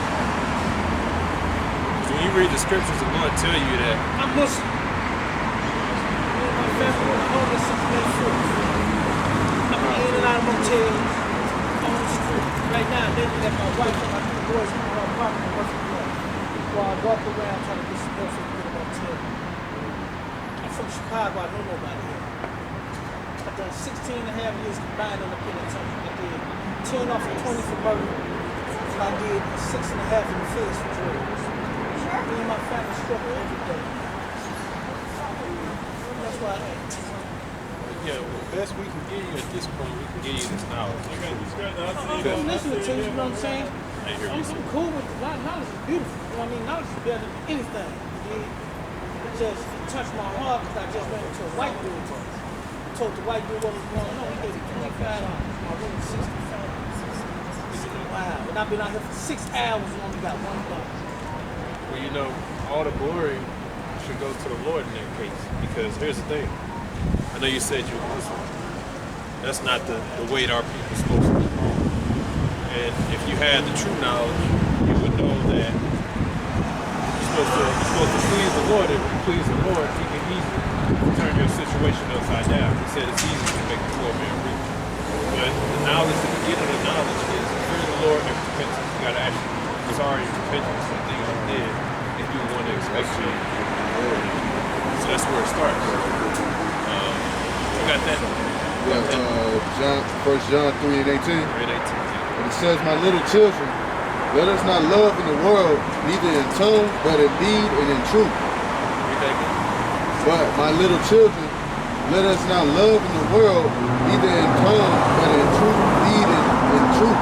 So it says, let us, you say world or word? Word. I'm going to say word smart. Read that again, son. My little children, let us not love in word, neither in tongue, but in deed and truth. So let us not love in the word or in tongue, but in deed and in truth. Meaning it's not just by your tongue you confess, yeah, I love the Lord, I love the Lord. But what about your deeds? Are you doing what he says is right? Because that's how you show your love, you know, to the Lord. You could just say, oh, I love the Lord, that's my guy. You know, me and him are close. That's my guy. You know what I'm saying? But it says love in deed and in truth. And that's what you can show your one or your children. You may say, how you love me? Well, am I not providing for you? Am I not taking care of you? I'm doing it in deed and in truth. Not just out of tongue, not just out of word. So action. Action speaks louder than words. But you gotta know what you're doing. Right. And you know, like a balanced view of that. The scripture says death and life are in the power of the tongue too. So you gotta be careful like what you say. You know? And that's what my family don't understand. So what now? You gotta be careful what you say and who you interact with. Yeah. Cause like especially like we dealing with your children. You know, like you say certain stuff to them that stick to them for the rest of their life. You know, it cause them to have a low self-esteem. You know, look at themselves as they ain't shit. You know, especially growing up around our women that's perming their hair. You know, cause the nigga My talk wife about got natural. She don't mess with right, that stuff. exactly. The so-called black woman that's perming her hair. You know, like Jake could start climbing, man, nigga, you're acting, nigga. How You do know, the Israelites feel about Christmas? it's pagan. We don't teach that because it's not in Shit, the I'm Bible. in Jeremiah right So now. I'm doing this because I got neuropathy. I'm a diabetic. And my toes numb, so I'm always doing this, trying to get some feeling. Yeah. And they teach you today that Christmas was Jesus' birthday and all that. That's not in the When is Bible. his actual birthday? You don't get the date, but So why they act like they had a day? because it's pagan. It's the whole it being Jesus' birthday. That's just a disguise. The deeper meaning is that it goes back to a heathenistic custom. Nimrod. What he's missing custom? The worship of Nimrod. Yeah, because basically the 25th is basically Nimrod's birthday. Yeah, He's a Chaldean. And they're not gonna tell you what the true meaning is. You got to do the research yourself to truly find out what these holidays mean. Whatever they portray as holy and holiday, whatever has a deep and dark meaning behind it, and blood behind it. Yeah, kind of. I was just gonna say, like, early in this country in the 1800s, Christmas was outlawed. It was illegal to celebrate Christmas because it was it's better known as Saturnalia, which is like a week-long orgy and just a bunch of filth going on. You know, and it's like you said, it's rooted in a dark background. So it was even outlawed. And now in these recent years, they've had to nice it up, you know, so people can celebrate it again. I tell you, brothers, get. I had Jeremiah too. Oh yeah, how we straight. Oh yeah, you read that. From the top. No, it's whatever like, it is. People stop and listen to you, brothers? Sometimes. It's all the will of the Lord. I think it's like around 21. No, You yeah. know, perfect blood to these kids, man. The lady does come in, so. You brothers have a number you can write down for me? I got a card. There's an email on. But it's definitely, you got all the research on there if you want to look up YouTube stuff. Subscribe, thank you. Oh, I met a brother named Hebrew Israel. You know him? YouTube video. No, he's in St. Louis. So that's what his name is. Hebrew Israel. That's what he calls himself. Well, that's him waking up to who he is. It's the beginning stages. But yeah, you're going to find out that this is really our way of cussing, not his. He from California. Okay. Not. There's a lot of brothers in Israel. that know the Israelites are saying. You found it? Can I tell you Yeah. this? This Jeremiah chapter 2 and verse 21. Yet I had planted thee a noble vine, holy a right seed. How then art thou turned into a degenerate plant of a strange vine unto me? Degenerate plant. Degenerate. That's another word for stranger. And Degenerate. I actually had looked that word degenerate up before. So I forgot it, but it was degeneracy and reprobate, kind of like it basically means to be opposite of the agreed upon moral righteousness. Now, if you when you read the scriptures when the Lord said, "Confess thy fault to thy neighbor, if you don't hear you, such and such, let him be counted as a heathen man." Is he an actual heathen? No, but he's counted as a heathen man because the way he's acting like a goddamn nigga with no laws or anything. So you count him as a heathen. You see, those words are used references to our people. And the Lord, he said, "How did I bring forth the strange? Now I plant this seed, but then this damn seed grew up to be a damn strange, degenerate plant." That's metaphoric for y'all are acting like a bunch of damn heathens. Tripping. That word degenerate. Having lost the physical, mental, or moral qualities considered normal and desirable, showing evidence of decline. It's just like you got a close friend of yours, and y'all grew up, but then he do something completely off the wall. You may say, "Look, man, I don't even know who you are. Yeah. You ain't the John I know." You know, isn't there a song by a black woman?